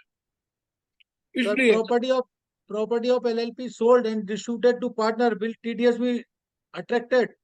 सर वो पार्टनर के डिस्ट्रीब्यूट कैपिटल गेन में टीडी वो नहीं है, 45(4) में कोई टीडीएस नहीं है। टीडीएस तो जो आया पार्टनर का वो आया है, आपको पता ही है कि 194T सैलरी और इंटरेस्ट का है, salary interest commission. House property purchase करनी है बात, हाउस प्रॉपर्टी परचेज में तो 1% जो कटता है वो तो बायर और सेलर अलग अलग होने। जी सर जी। Remuneration to partner profit based credited on financial of accounts by end of September. In such case, deducted tax will be deposited when? Sir credit और payment whichever is earlier. अगर payment Yes. पहले नहीं ली है तो credit कर दीजिए। लेकिन राजेश जी, हमने तो यही सुना सैलरी हर महीने मिल जानी चाहिए। ये 6-6 महीने या साल के बाद सैलरी कौन सी होती है? खाना पीना कहाँ से खाते हैं? कैपिटल विड्रॉ करते हैं या विड्रॉ करेंगे, तो अगर टीडीएस हर महीने कर लें तो कोई बुरी बात नहीं। रचित चौहान जी पूछ रहे हैं, विवाद से tax paid in the period 2017-18 whether penalty waive off penalty in appeal currently. Yes आपको ये बता दिया कि 234 ABC का कोई इंटरेस्ट नहीं लगना, 270A का नहीं लगना, लेकिन विवाद से विश्वासघात जो 2020 से पहले का केस है और वो अब ला रहे हो, टैक्स ज्यादा है, 10% ज्यादा है। Sir next question Gulshan Gulati ji, whether 44AD can be applied on future and option. लगाने से फायदा क्या होगा? तो 44AD में मिनिमम 6% है, अगर ज्यादा कमा रहे हैं तो ज्यादा देना पड़ेगा, तो क्या फायदा होगा? ऐसा थोड़ी है कि 6% दिखा दो और 40 कमा लो, ये तो पॉसिबल नहीं है। तो फ्यूचर ऑप्शन में करना चाहे कर लीजिए, लेकिन उसका कोई एडवांटेज नहीं है, अकाउंट तो बने ही हुए हैं। अरे आपका ब्रोकर तो अकाउंट बना के दे रहा है सारे। जी सर, जी sir. Can 56(2)(10 apply on issuance of share. Sir issuance of share में 56(2)(10 तभी आएगा जब रिसीव करने वाला less than the market value करता है। अगर वो मार्केट वैल्यू से कम पे खरीदेगा तो 56(2)(10 जरूर आएगा। नेक्स्ट क्वेश्चन पवन जी पूछ रहे हैं, now for how much years the books of accounts और income tax records needs to be kept by SSC in view of 148 और ब्लॉक असेसमेंट। सर देखिए, लॉ में कहीं नहीं लिखा था, सिर्फ 44AA के लिए लिखा था कि 8 साल तक बुक्स ऑफ अकाउंट्स बनाने हैं, लेकिन जो डॉक्यूमेंट्स हैं उसका टाइम पीरियड कोई नहीं है।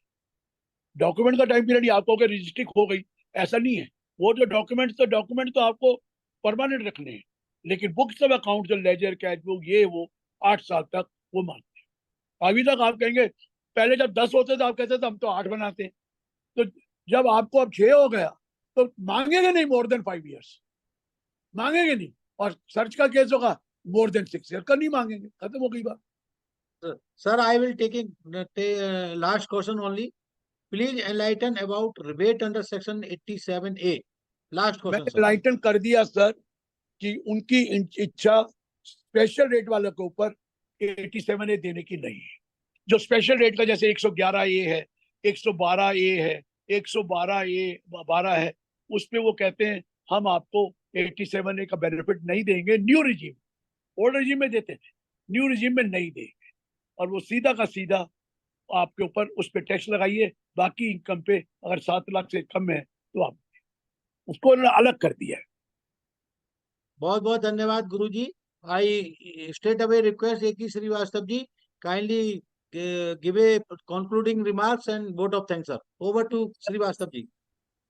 राजेश जी, कंक्लूडिंग रिमार्क्स कैसे दे सकते हैं डॉक्टर साहब के टॉक के बाद? रिमार्क्स देना तो हम ये it will be very very inappropriate.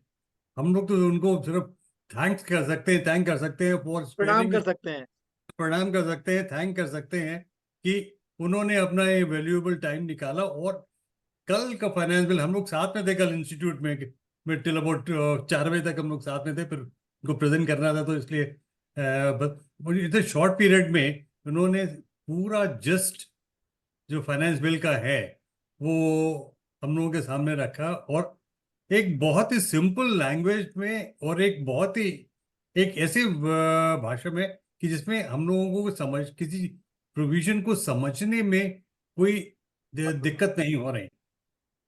Thank you sir for sparing your time as usual, and